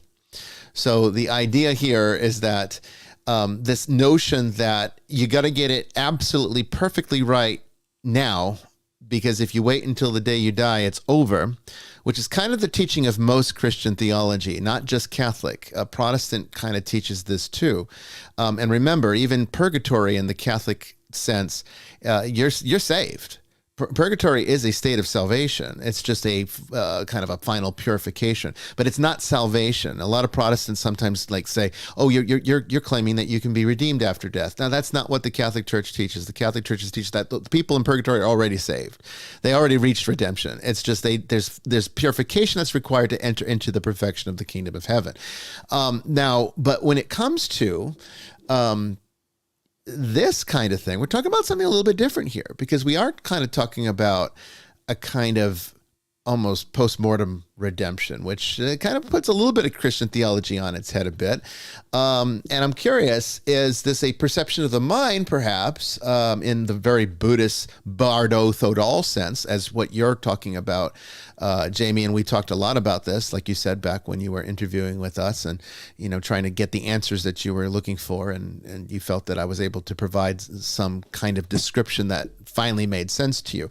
And then, of course, Kathy is giving us a perspective as well, very reminiscent to me of again, What Dreams May Come. That movie, it was a lot like that in some ways. But what I was really thinking about was, well, Kathy, you were telling your story, was the movie Scrooge, the musical from the early 1970s with Albert Finney. And there's a scene in that Father Chris, you're going to laugh at this. Remember talking about censorship and that you couldn't say pregnant? Yeah. Well, back in the 80s, you could not show the hell scene on American television. They cut that part out. But there's a scene in that musical where Scrooge goes to hell. Explains a lot. It does explain, doesn't it? Yes. Americans can't feel uncomfortable. We have to be perfectly luxurious all the time. That's just the way it is. And so, the Albert Finney's Scrooge ends up in hell, and he ends up going into his office. And his office is freezing cold because he used to keep his office freezing cold for Bob Cratchit. And Marley's there to kind of introduce him to his new state and says, "You're going to be to Lucifer what Bob Cratchit was to you. And only you're going to get treated a whole lot worse and everything else." And it sounds a lot like what Kathy was describing, in the sense that it's almost as if they're being toyed with and being toyed with their worst fears and their worst imaginings. However you could imagine or picture the worst thing happening to you, this place sort of produces it, and then they have fun producing it to see how you react. That's a lot like it was in that movie. So I find that interesting, and because Jamie's perspective and Jamie's experience is very Buddhist Bardo Thodol, very much that in-between state and having to go through the trials of skillfully dying. Kathy's is very classic in that sense of the kind of how we would see hell in the Dante's Inferno sense of, the abortion room was extremely disturbing.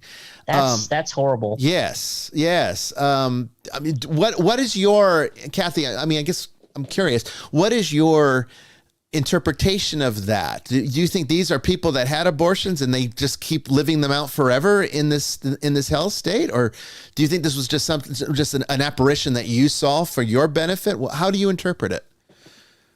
It was an experience. It wasn't something you approach with your brain. Yes. And it was how it felt.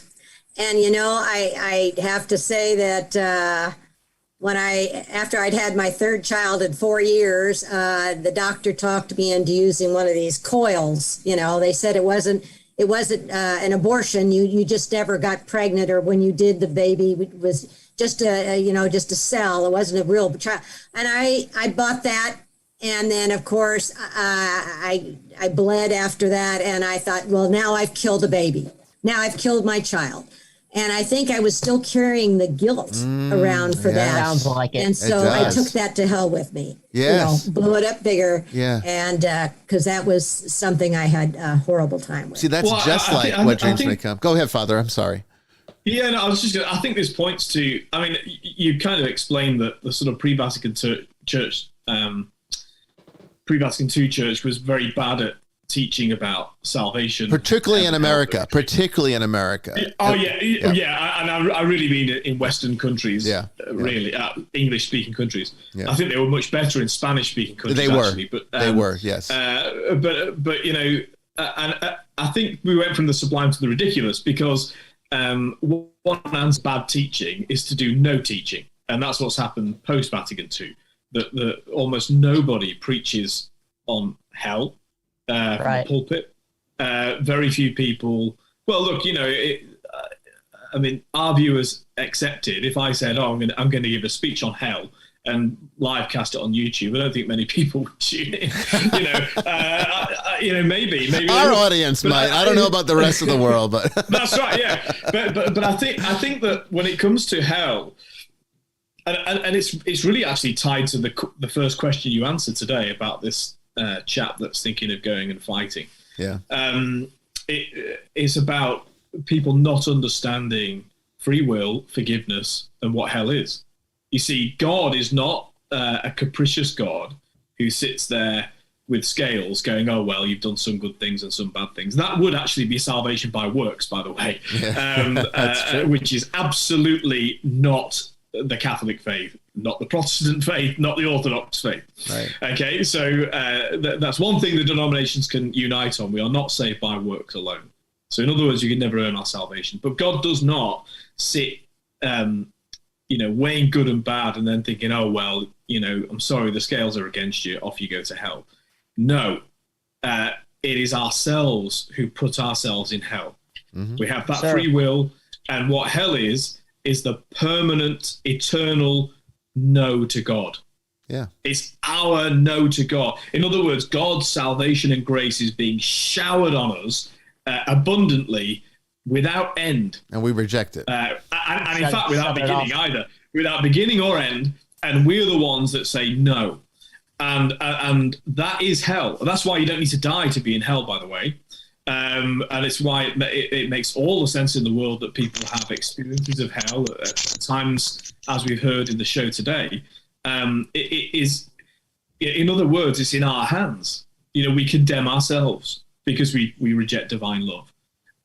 So, this notion that we sort of, we're skating on thin ice and any minute now, God's going to rip us down into hell. That would give the devil the power of God. and the devil doesn't have that power. You know, God chooses to save us, and the only obstacle to that salvation is our own stubbornness or our own lack of willingness to love. And so you know, and that's why you end up with, and it's understandable. I'm not judging anybody here. You you end up with people who feel like they are unforgivable. You know, that I can't earn the forgiveness that I need. And that's, of course, the whole point of the incarnation and the passion and the resurrection of Jesus, is to say, well, no, in fact, that sin is forgivable because God loves. And in fact, God has shown us a way that we can be like God. And that's what salvation is, theosis, you know, that we become like God. Right. And actually, and I've done this myself, so this is why I'm not sitting in judgment. We can all be tempted to think, there is Jesus Christ dying on the cross for the sins of the whole world except mine. Mm-hmm. Now, that is actually an act of ego and narcissism. It is, Yeah. when you think about it. Yeah. So now it's understandable. I don't say those things to ridicule. I have been in that position myself. I even alluded to this last week. You know, I'll say things that are an absolute reality that God affirms in someone's life, and know that applies to you, but I'll go away thinking, but it doesn't apply to me. Again, ego and narcissism. That is actually a sin. That is the pathway to hell. It's to thinking that, you know, that God can't forgive me, because actually what you're doing is putting a limit on God. Yeah. You're saying that God can't love. And actually, you're restricting, or you can't, but in your mind, you're saying God doesn't have the free will liberty to love me regardless. That God actually does, because he's God and has chosen to do so. And the reason we know that to be true is because of the life of Jesus Christ. Yeah. Very well said. You know, it kind of invokes a bit of a thought on, you know, redemption in terms of how this applies to, again, this confusion in theology as to at what point is it too late. And if we're talking about this in linear time, the only one we're really familiar with, then you can see why we draw our theologies based upon this linear perspective that, you know, you've got this life, this one life. And then, you know, if you don't find redemption, if you don't build a relationship with God by the time it's over, well, then it's too late. But it doesn't seem that really has the same metaphysical reality when you start entering into the timelessness of what we, I guess, call the afterlife, for lack of a better term. I've never been very satisfied with the word afterlife because I think it has too many pop culture connotations associated with it, and it really kind of reduces the magnitude of what we're really talking about, which is authentic. You know, we're talking about the authenticity that we're kind of living in shadow right now. I think eternal life is better. Eternal life is better. It is. However, when we're talking about things like hell and that's heaven, eternal too.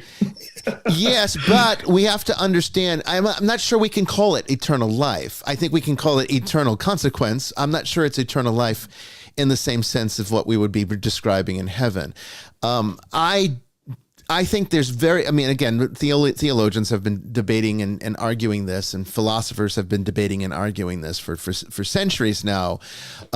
Exactly what hell is. Is it an actual experience, an eternal torturing of that individual, as we would see in the Middle Ages and Dante's Inferno, or are we talking about a slow dissipation or annihilation, sort of more along the lines of the ancient Jewish Sheol, this sort of drifting into increasing states of nothingness, you might argue, or kind of how it was understood back then. And then when you understand Jesus's parables and the fires of Gehenna, you get the gnashing of teeth and everything, but is that not just the last moment of realization of what you've lost, and then knowing that you can never have it, and then does this condition last eternally, or does it dissipate? Does it eventually or do you just become absorbed into the nothingness of this condition? I think that's always been argued, and there's different denominations that have posited both. I think the conventional one is to say that hell is a place, a location that you go forever to suffer. I think that's what most conventionalists would argue. I don't think it's that simple, well, though. I think annihilationism was decried as a heresy by the church fathers. So, because and I think I'm really stretching my memory now, but I think the reasoning behind that is to say that God does not create anything to be destroyed, and therefore, if human beings are a rational soul, embodied rational soul, created by God, then they've been created eternally to live forever. And so I think that's what's behind annihilationism, is against rejecting annihilationism, which is to say that which God has created is not to be destroyed. And it would give a power, again, it would give a power to the devil that would be divine. But see, I see it more as along the lines of, are we not destroying ourselves? Which we are perfectly within our power to do. We're destroying, well, we are destroying. I mean, of course, the Orthodox say heaven and hell is the same eternal dwelling place, but for those of us who hate the Trinity, then the light and truth that comes from God is a burning hell for those of us who don't love him. Mm-hmm. And so I shared on our little social media group that rejection of penal substitutionary atonement from yes, I saw the Serbian that. Orthodox reader that and he's really good, but he's done another one called Fishups into Hell, where he talks about why we have a desire to pray for the dead. Now we can talk about purgatory. The Orthodox would like to say they don't believe in purgatory, but then would talk about the toll houses and what's that? No, they don't like the definition. They don't like the specifics of it. That's the real problem with they don't like the kind of transactional nature of it. And I agree with that, actually. But yeah, so I mean, I'm not an annihilationist, but I think that the other reason I think that hell has to be eternal is again to protect free will. That God places freedom as the a priori value behind all the other values. You have to love God, but you can only love if you do so freely. If you're forced to love, that is hell. As anyone that's trapped in a relationship can tell you. And so that but does it not stand in contrast, though? Does it not stand in contrast to Jesus's parable of the weeds and the wheat? Yeah, I mean, I think it. We don't store the weeds so that they can continue to infect the world. They get burned. They get thrown out. He actually uses the word thrown out. But we also have the rich man and Lazarus, So, I mean, we could emphasize different teachings of Jesus. I think the image of the Gehenna is a good one. I mean, because really it's to say, well, if you're in hell, you're useless. I mean, that is the nature of it. That you're utterly useless. Yeah. You are trash. Yeah, trash, and so actually you've made yourself useless. We get a bit like this. What's salt that's lost its saltiness? Yeah. It's a great question. It's a great question. You think, well, then it's useless. It's not salt. It's neither use nor ornament, as my great grandmother used to say from Oldham. And so. I think that's why these visions of hell are so traumatic, and I would say, well, what's the meaning of having these visions of hell? Is not one of the meanings that actually it's an opportunity to choose to love God. It's not like God said, love me or I'm going to throw you here. We're allowed to experience things in life and to interpret them and think, well, actually, would I want this to be my eternal dwelling place or not? And again, key to that is unforgiveness. If I choose not to forgive people, I cannot move beyond that point ever in my life. I can't. In other words, I am putting prison walls around my life experience by refusing to let go of something that might not even bother that other person. But then it begs the question. Then it begs the question: at what point does that imprisonment become one that is inescapable? Because if one is in a situation where they have created this eternal condition, then what is it metaphysically that's stopping them from making a different choice? The punishment at that point would then be on God, would it not? Would it not be it's then? on them. But is it? No, because only they can put themselves in that position. But then maybe what Kathy is saying is true then. And in the sense that when she was able to recognize her situation and make different choices, that's when she was liberated from it. Then maybe the theology is incorrect to state that hell is permanent. It's only permanent as long as you continuously refuse the grace. But if you can be in this condition eternally, then what stops you from making a different choice down the road? Sure. I mean... And that would mean post-mortem redemption. There was a kind of parable, I can't remember it exactly, I'm not going to do it justice, but a parable of a monastic who, you know, of an old woman that goes to hell, you know, and it's a saint, and a saint says, no, or an angel says, no, I'm gonna get her out of there, you know. I once saw her give some food to the hungry, and, you know, the devil says, well, no, what she did was she saw a tramp begging in the street and threw an onion at him. Yeah. You know? Yeah. And so the angel says, well, then let me dangle that onion down so she can grab hold of it and I'll pull her out of hell. And so God says, yeah, okay. And so the onion gets dangled down. And of course, all the other souls want to grab onto this to escape from hell. And the old woman, you know, punches everybody, shouts and screams at them and says, no, that's my onion, you know, and grasps onto it, and of course it unravels and she has to stay. Yeah, you know, and that's the whole point, is that once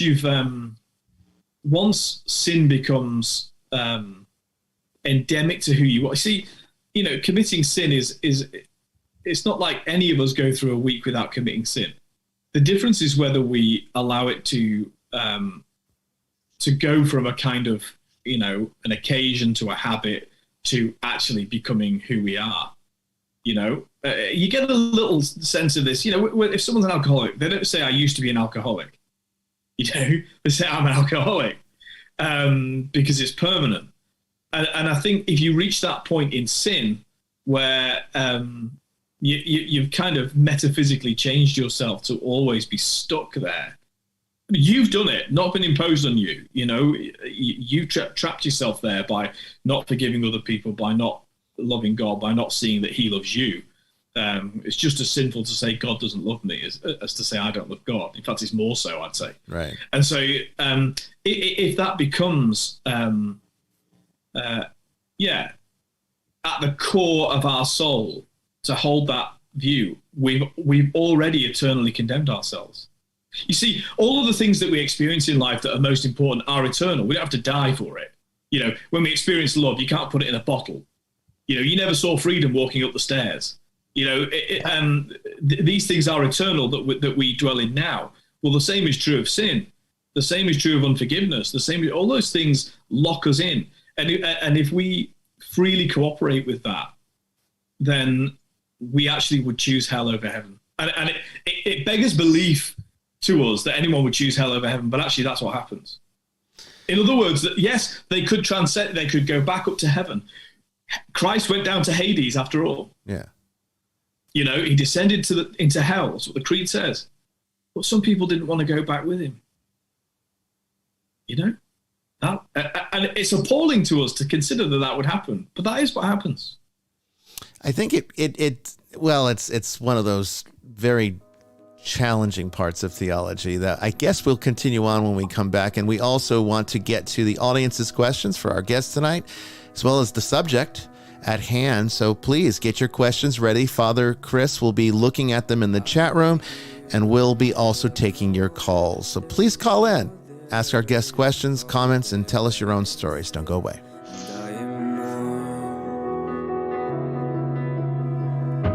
Although it's hard, I know I gotta keep up. No time to lay, to drift away. I fill my space, I spend my time. down the rabbit hole again. And as I fall, I can feel the pain. You can't tell me where to go, so I don't know, I just go with the flow. I go with the flow.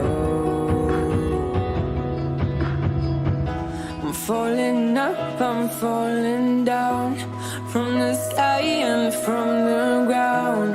Up above just like below, and I don't know where I should go.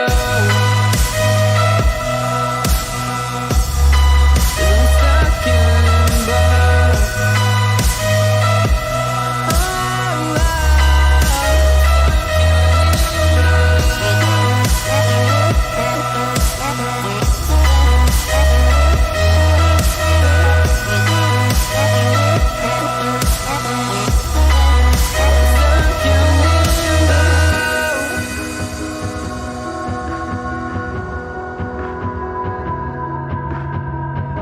I'm out of love, but I guess I deserved it. Trying to hide, to pass you by. I'm getting down, I'm feeling fine. I'm light as air, no one can reach me. Lost in a dream, lost in between. Let's keep on flying, let's keep on breathing. I'm falling up, I'm falling down, from the sky and from the ground. Up above just like below, and I don't know where I should go. 'Cause I'm stuck in limbo.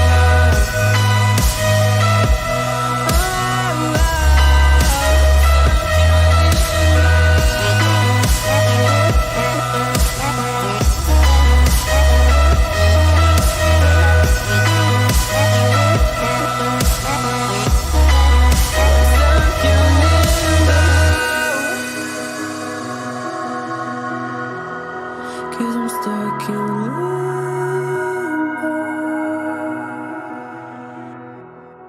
Cause I'm stuck in limbo.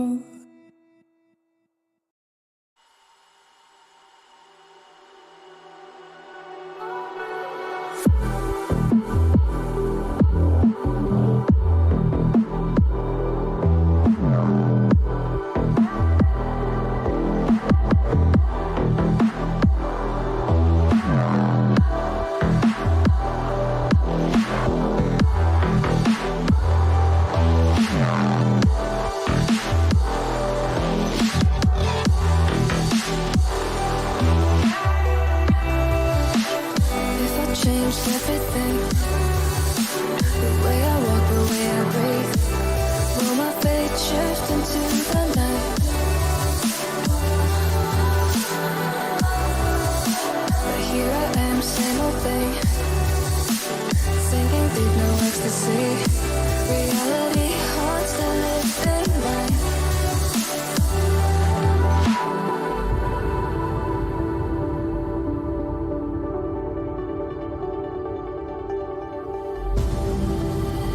If I saw another day, only to scream into the night. Nothing ever tries to change, even if I want to realize. 'Cause I've been sitting here, same old ways, taking off without the same mistake. Darling, will you go away? It won't be as simple for you.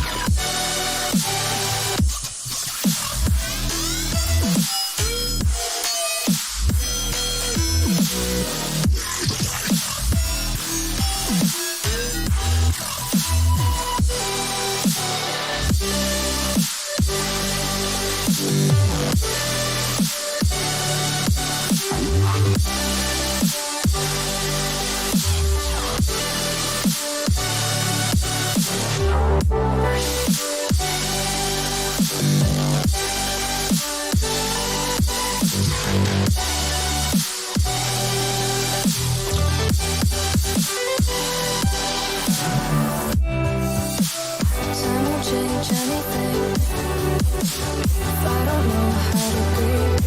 The current that pushed against the tide.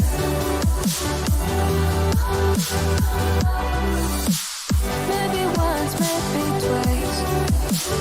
Turned around to save the time. Now I know how to leave the side.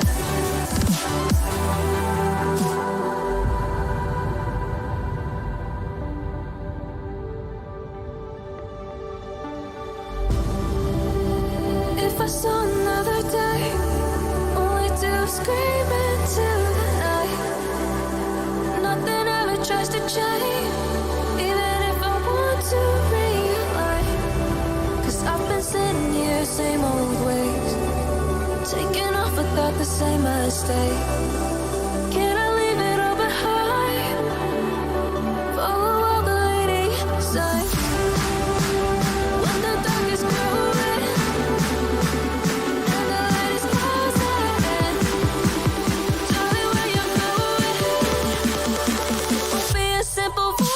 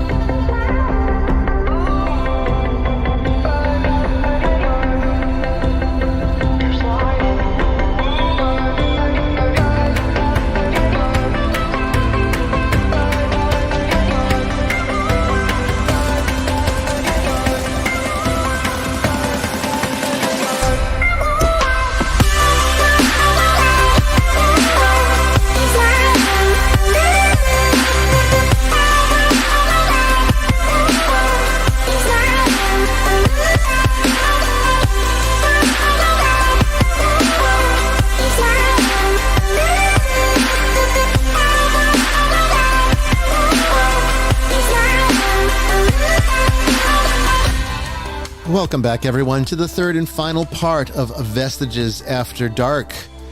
We've been having a fantastic discussion, getting into the deep theology now, and philosophy and metaphysics of the nature of hell. Is it an eternal condition? Is there such a thing as post-mortem redemption? I'm not sure we're going to solve these mysteries tonight, but we'll continue to talk about it and taking your questions and calls. The number is 347-514-7150. That's 347-514-7150. PIN number 3768923 to get into the queue. Don't go away.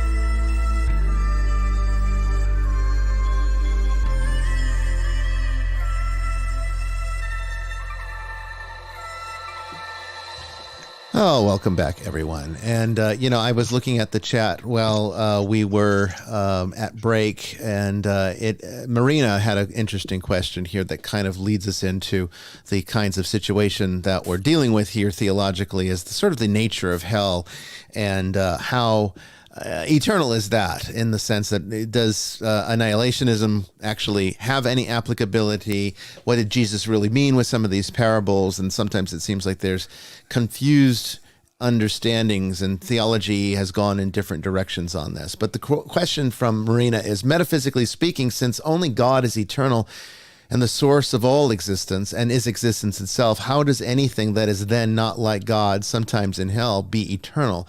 I wonder if hell is eternal, but eternal non-existence. Not sure. This part of theology always gets my brain in a knot. And see, that's how I've always understood it. I know it might conflict with some of the more conventional teachings of the church, but I've always understand hell as eternal non-existence, because as we look at it as a system of if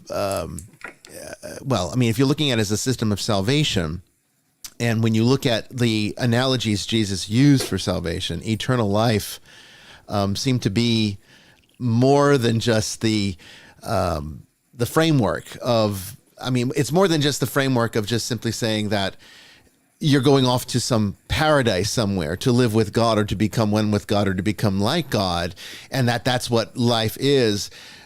Or are we defining life as being something other than existing?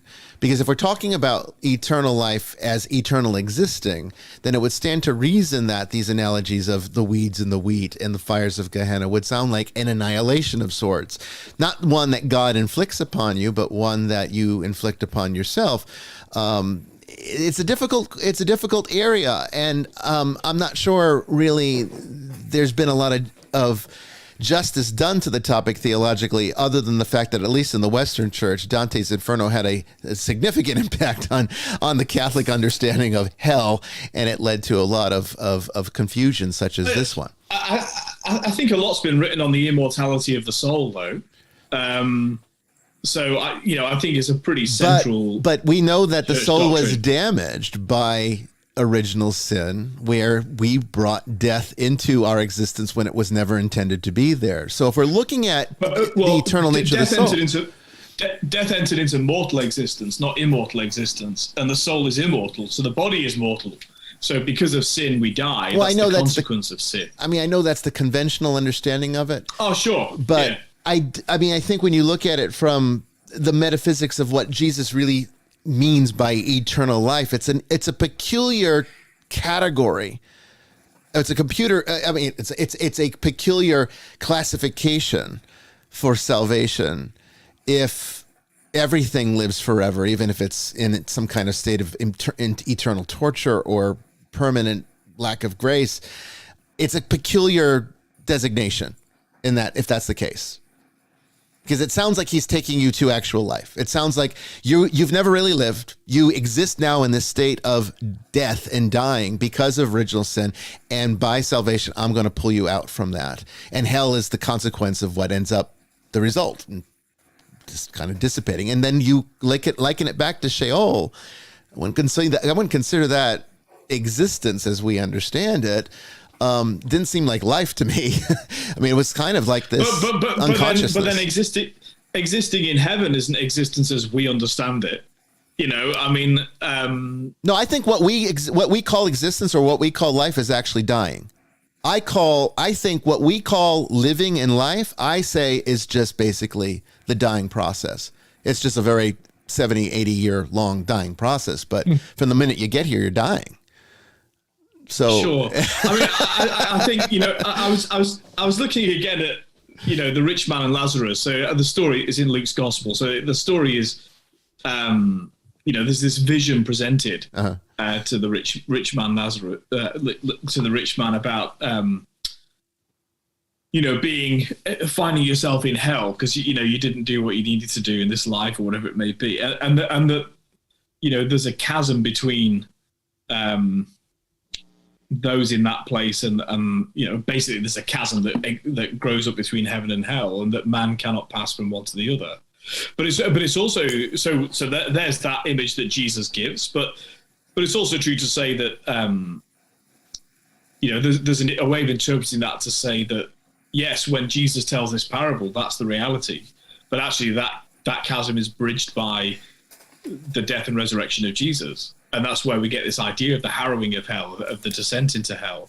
In other words, that for the human immortal soul, if you like, we couldn't breach that chasm, but in light of the crucifixion, in light of the resurrection, God has opened a way that we can be saved. But that salvation is still, only through Him. Right. But I think it comes back to saying, well, yeah, our bodies are mortal, but our souls are not, and so. Just because we sin, like just because the demons rejected God, they're not annihilated. They're not annihilated. They are placed outside of His grace, but they don't cease to exist. We wrestle with them, and so for humans who have freely chosen to reject divine love, Marina asked the question, what if one chooses to be destroyed? Well, we can't, because we didn't create ourselves. In other words, we don't actually belong to ourselves. We belong to God. Yes. And so we're not our own property to dispose of.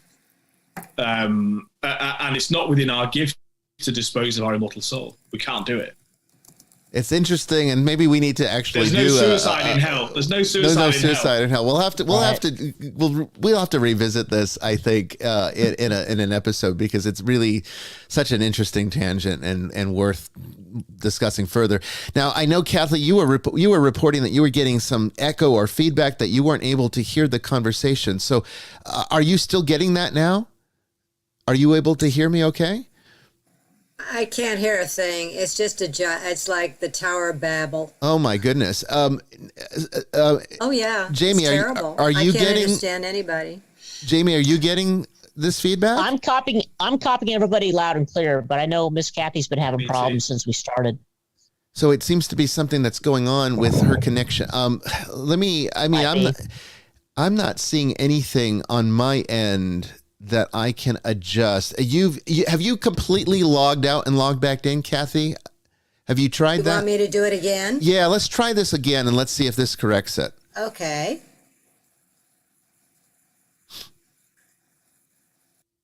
We've never had that. Try that. She did try that earlier. I'm not sure what could be. I'm wondering if it's some kind of setup with her sound card.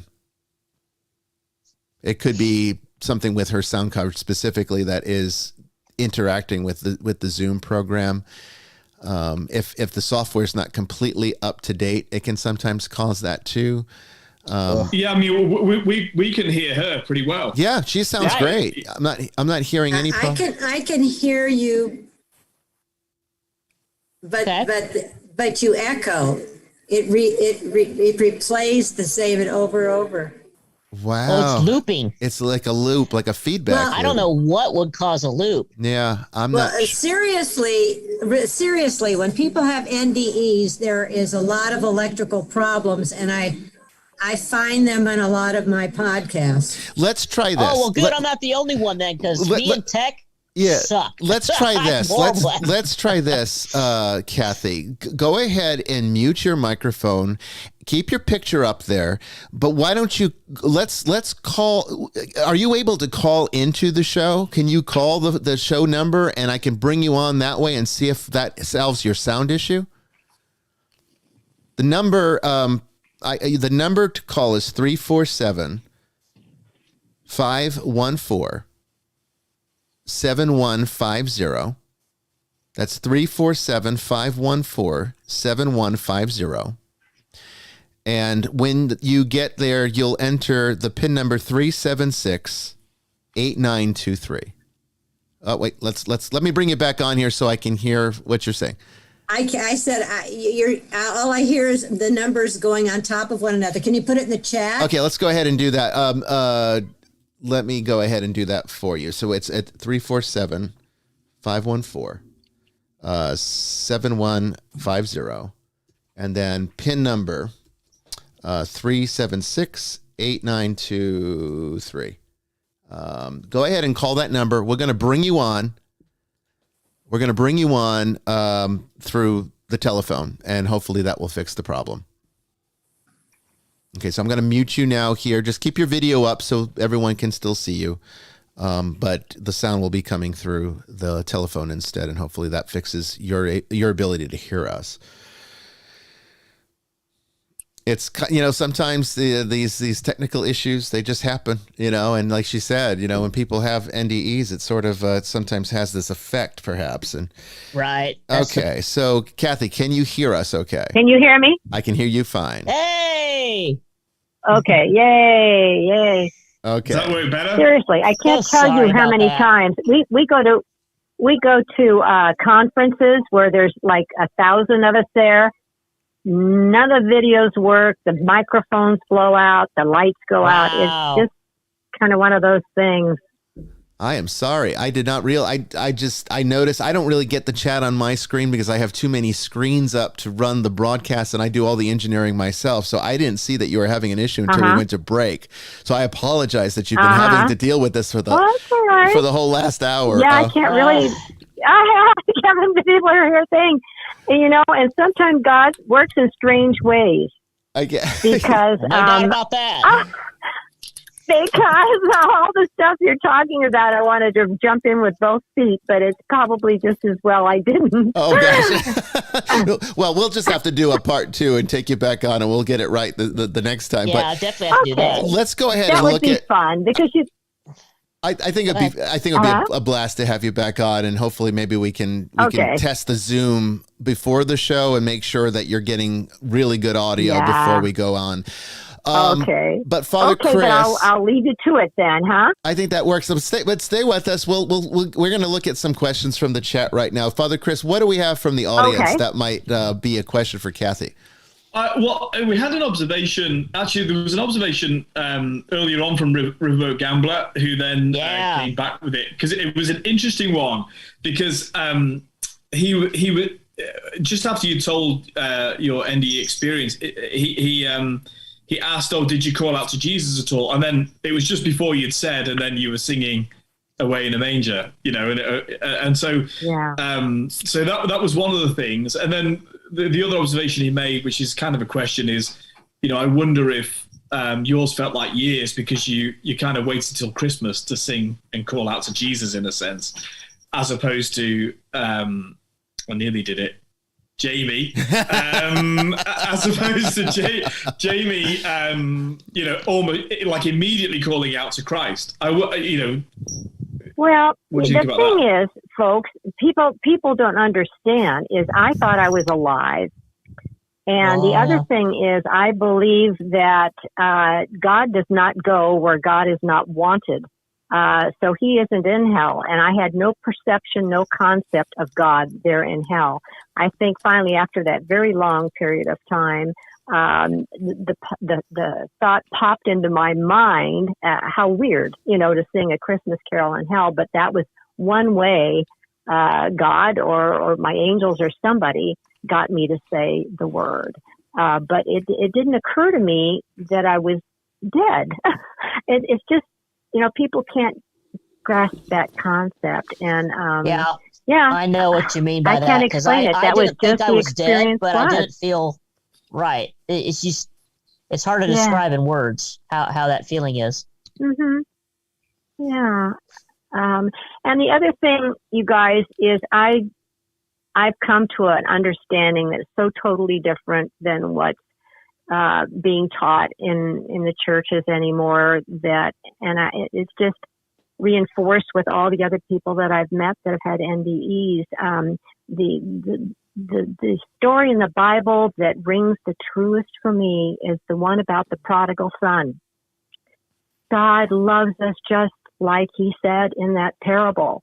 There is nothing we can do to turn God away from us. There is no hell that God puts anybody in. If you choose, like Father was saying earlier, to to turn your back on God. God won't take his free will and make you go to him. But it's so much easier to understand that God loves us and forgives us anything, and he will never condemn us. It's just that simple. What are your thoughts on that, Father Chris? Do you think that do you think hell is largely a place manufactured of our own creation, as experienced by what Kathy had experienced, which was almost like this personally tailored look, misery? We're so restricted by the material world, you know. So I mean, even talking about heaven and hell's places, I mean, and I know that we do it because there's a lack of language, you know, because they're not really places at all. I mean, they're outside time and space, and therefore they're not bound by time and space. And so, but you know, we have to use language to communicate. So, as imperfect as that is, we'll use that terminology, even though it's not. So, I think that how we experience hell is absolutely dependent on how we experience the world. And so, yeah, it doesn't surprise me if you're scared of spiders, that spiders were all around. You know, the image of hell that we trap ourselves in is all of our all the things that we fear the most. I think actually fear is more a grounding principle than hatred. Actually, I think fear is a very powerful. Well, we've seen through this COVID pandemic that in fact fear is sadly almost one of the most powerful emotions, or you know, eternal dwelling places. Well, doesn't hatred isn't hatred spawned from fear? I mean, yeah, absolutely, yeah, that's right. Right. Just like love spawns from freedom. Yeah, you know, and so. And I think actually that's quite a good way of conceptualizing it. Those eternal, if you like, concepts that like freedom, justice, you know, it's much better to think of hell as that kind of principle. And therefore, you know, when we envisage freedom or justice, we conjure up images in our mind, perhaps from our material existence that we've experienced, as to what they are. I think the same is what we do with hell. Now, that's not to say that hell is subjective. It's an objective reality of choosing to place ourselves outside of God's grace, which is to say to reject God's grace. And so yeah, I mean, I completely concur with the idea that, you know, God doesn't shove us into hell. We impose it on ourselves. But there are decisions we make regularly in life that can lead us to make that decision. I don't believe that hell is empty. I don't believe that at all. Because that would suggest we don't have free will. We have to accept that if free will is a fundamental principle in which God creates us, that some people, even though we can't imagine why they would, have chosen to live outside of God's grace. That's what hell is. Unless everyone chooses God's grace in the end. I think that may be possible. I mean, really, you know, again, we should have a show on. What we do. I think we need to have a show on this. You know, we did. And actually, if people do want to go back through the archives, we did have a show on eschatology, on the end times, and that's probably worth people going to have a look at, because some of these things are discussed on that episode. But you know, we would talk about, for example, the particular judgment. So when we die, we're judged. You know, in the individual judgment, but there's also the judgment of the whole cosmos that comes, the final judgment, if you like. And these two things are related. I don't believe in that. Separate. Go ahead, Kathy. No, go ahead. There is no judgment. There is no judgment. That is something that humans make up. They try and make God like humans. We are spiritual beings having a human experience. We all start with, we're all pieces of God. All spirit is all God, and God would not destroy himself.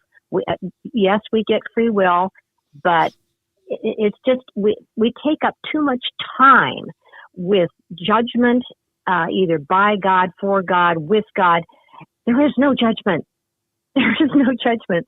It's just God is all love. We do the best we can on this earth, and then we go home to God. God, well, I respectfully disagree complicated. with you. Yeah, that's okay. That's cool.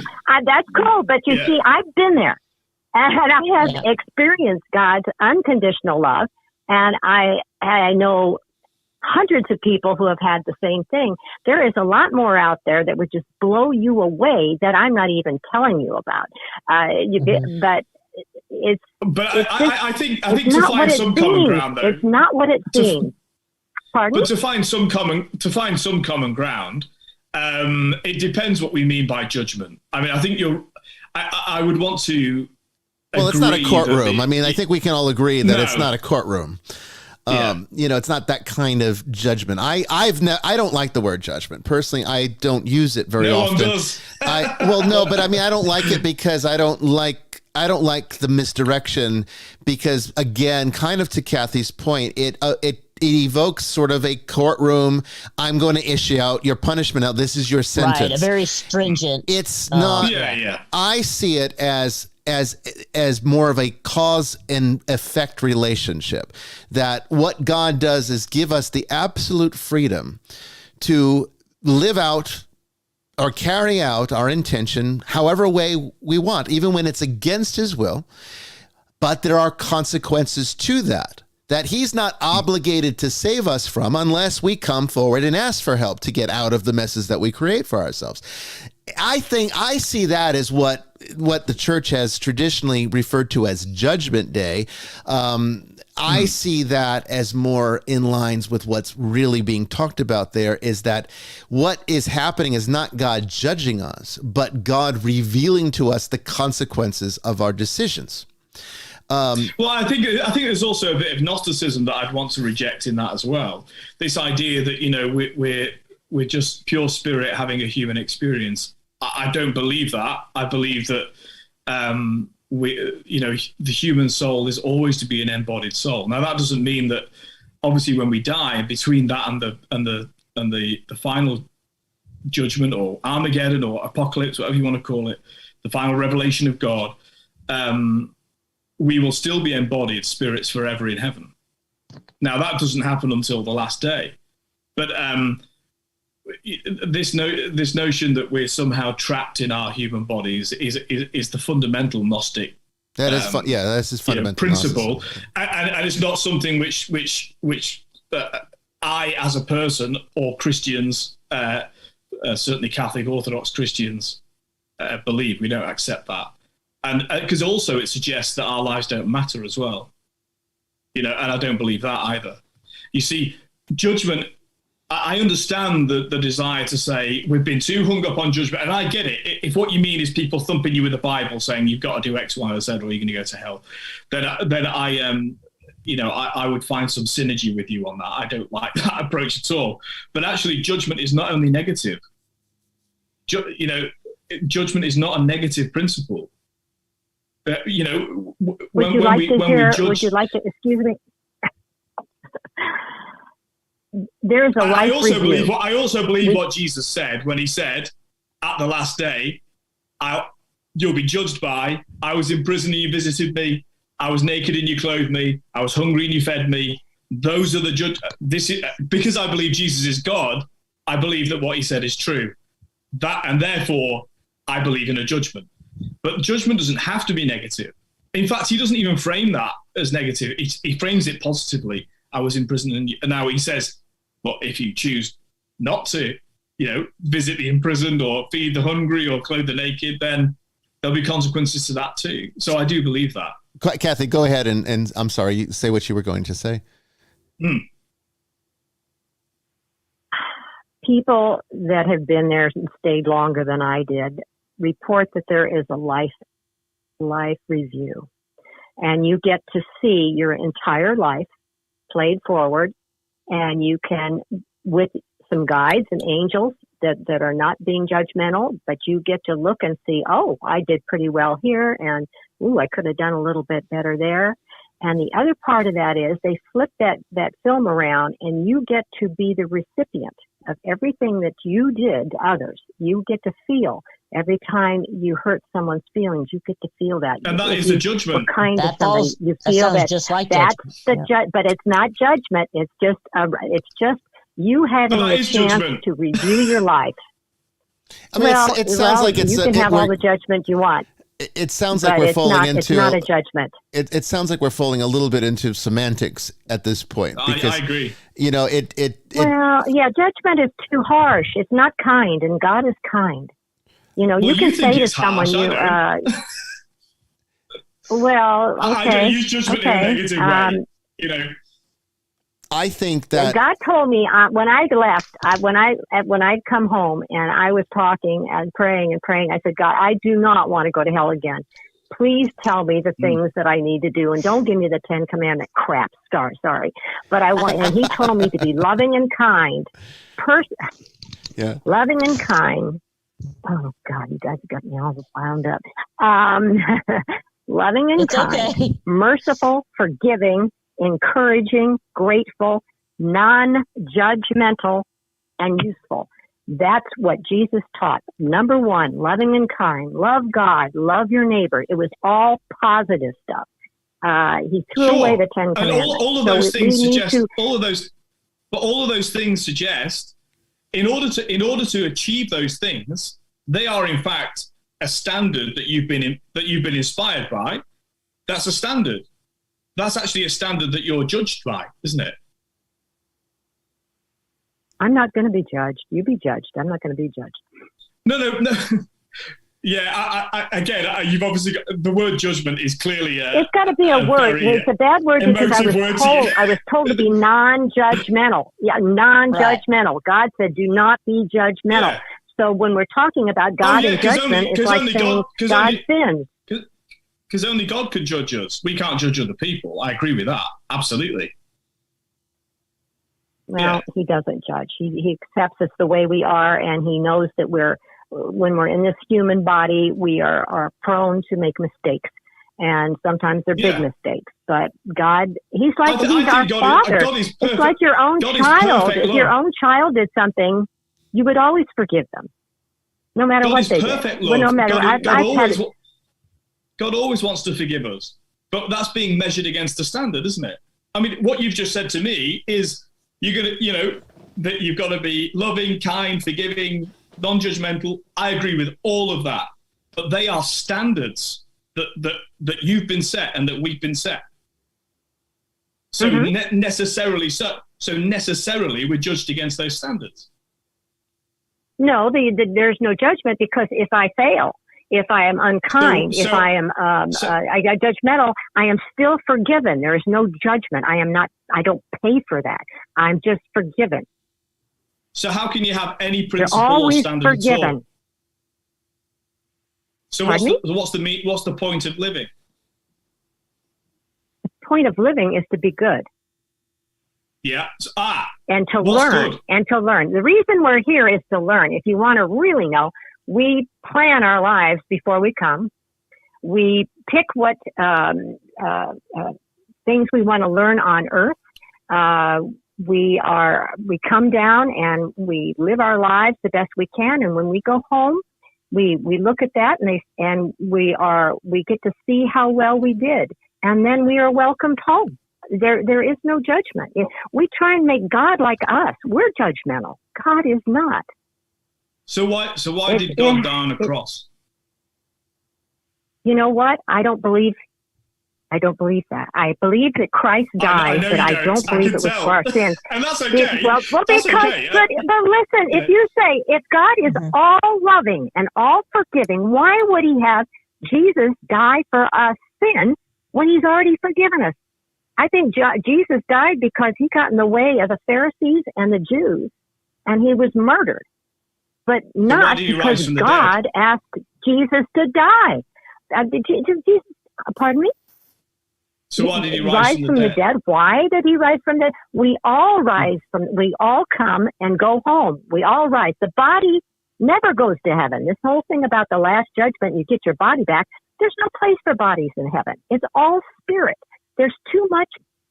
There's a really good book called The New history of early Christianity, and it explains very detailed how our Bible evolved and how things kind of went off the rails in a couple of places.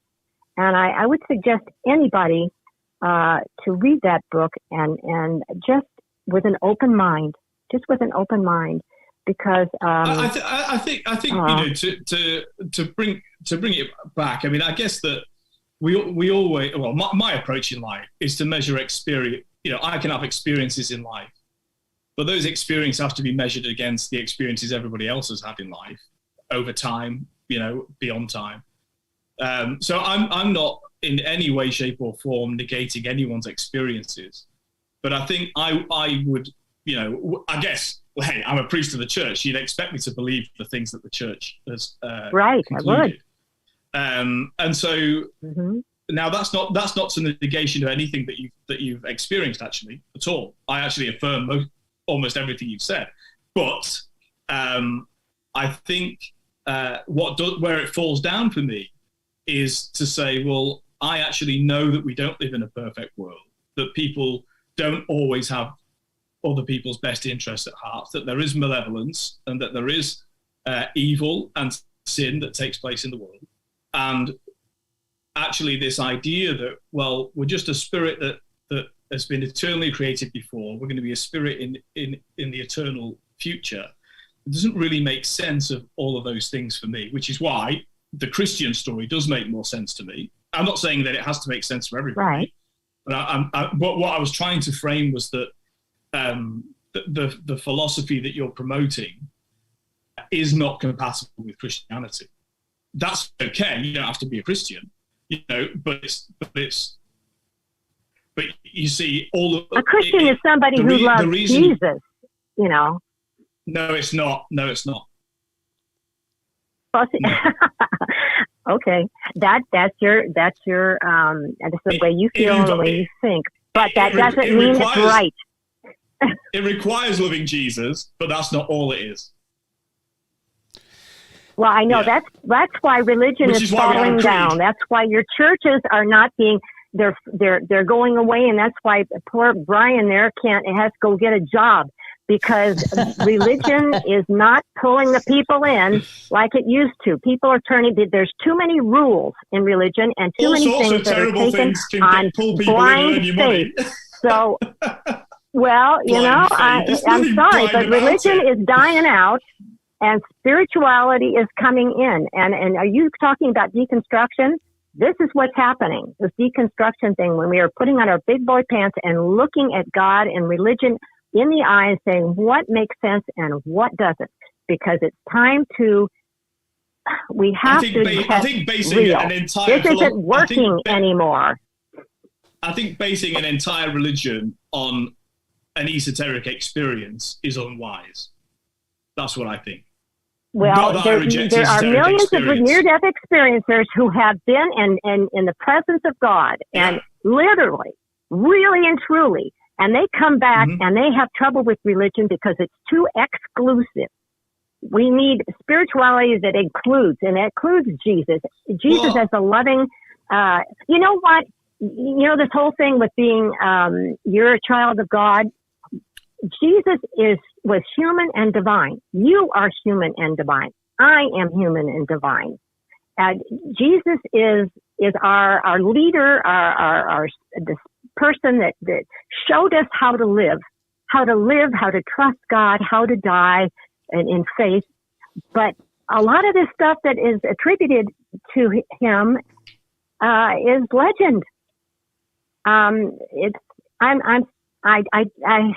why I wasn't supposed to listen and talk earlier because, pardon me, I've been a Catholic for 75 years. But I'm not anymore. I was just going to say though, your experience, which I'm not negating at all, but your experience in 100 years' time is also a legend. So the question is, what are the legends? If you want to call it that. We'll see. No, I'm not giving an opinion. I'm talking about the specific, like how things are considered legends. So basically, legends are stories that we've kept saying. It doesn't mean they're not true. Right. I'm not saying that.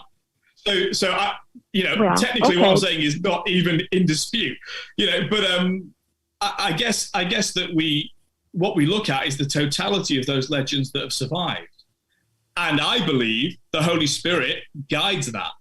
So this is why, when we take off, little bits of Christian inspired thinking and go off on tangents, but what happens is you then go, oh, see, none of this makes sense, and what you're doing on earth is all terrible. Well, the church is made up of fallen human beings like me, and therefore it's not perfect. Of course it's not, and it never will be, by the way. If you find a perfect church, don't join it because you'll ruin it. I would. Yeah, it's a cult. So yeah, and so I'm not denying that it's difficult and that it's hard. Look, but the idea that if something's not popular, it's not true, is a very dangerous line to go down. That's not what I'm saying at all. There are lots of things that are popular I'm that not are very, very saying bad. that.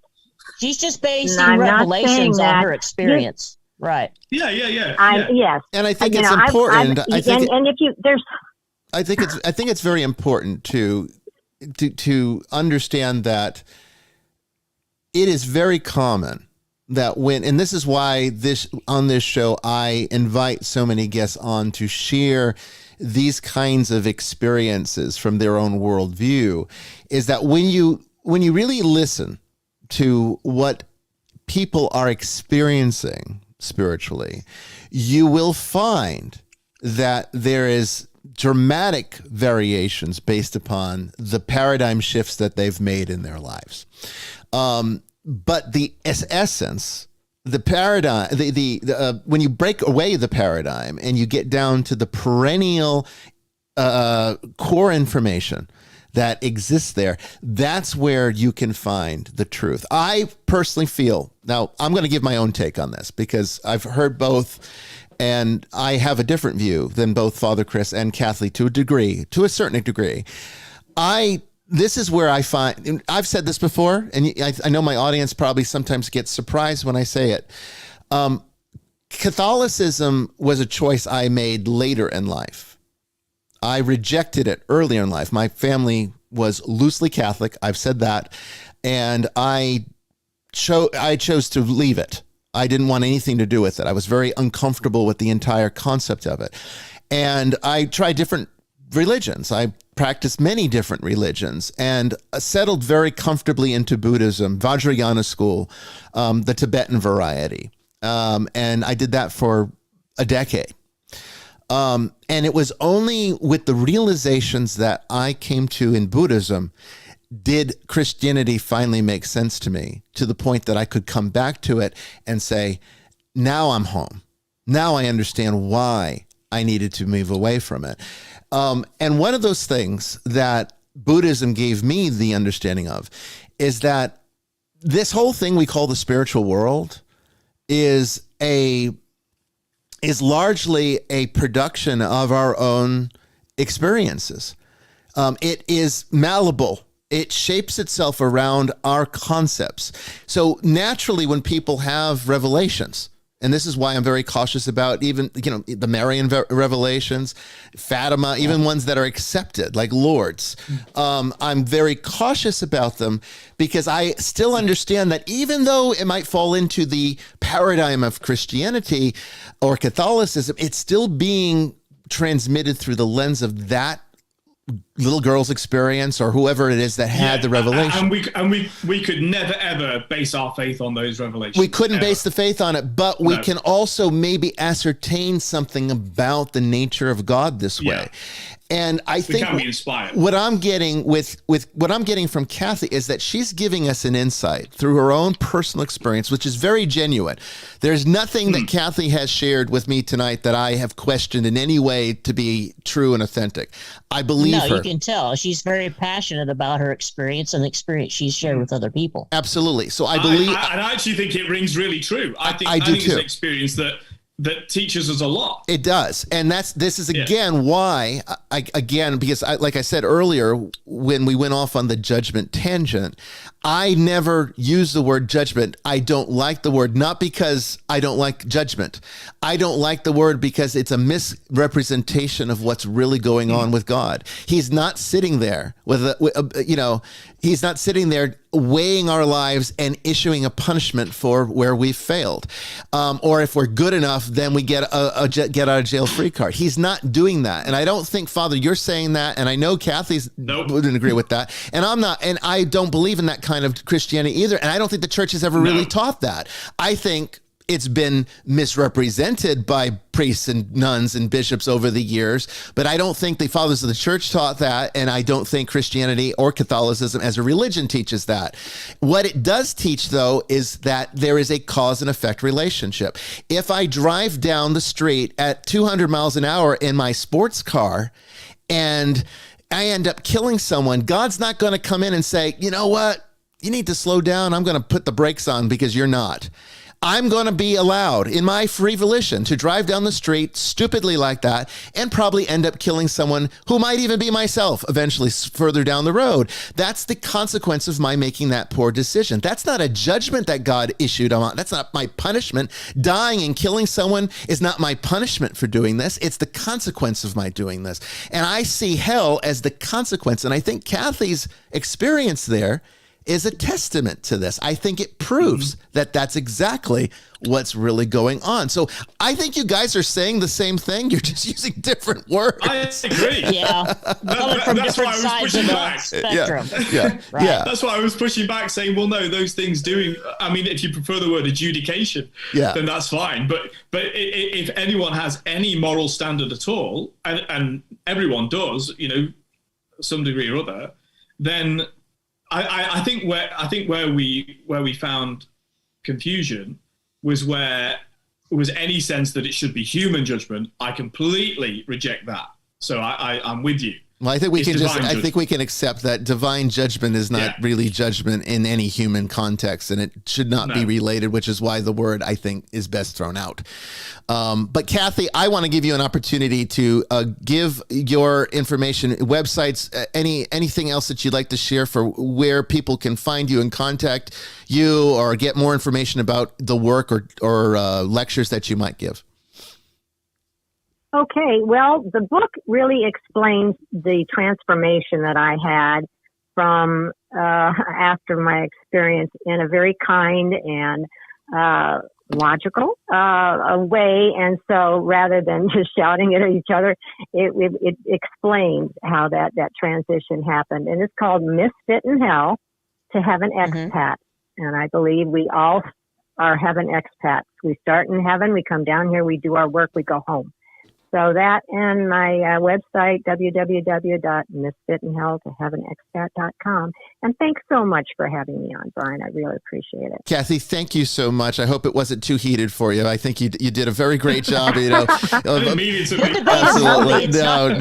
I mean, it's an interesting topic. It's provocative, and I think you understand that. And you are a welcomed guest on this show anytime. We'd love to have you back to continue the story. Thank you. Yes, Kathy, and I want to reach out to you later on about your experience too. Please do.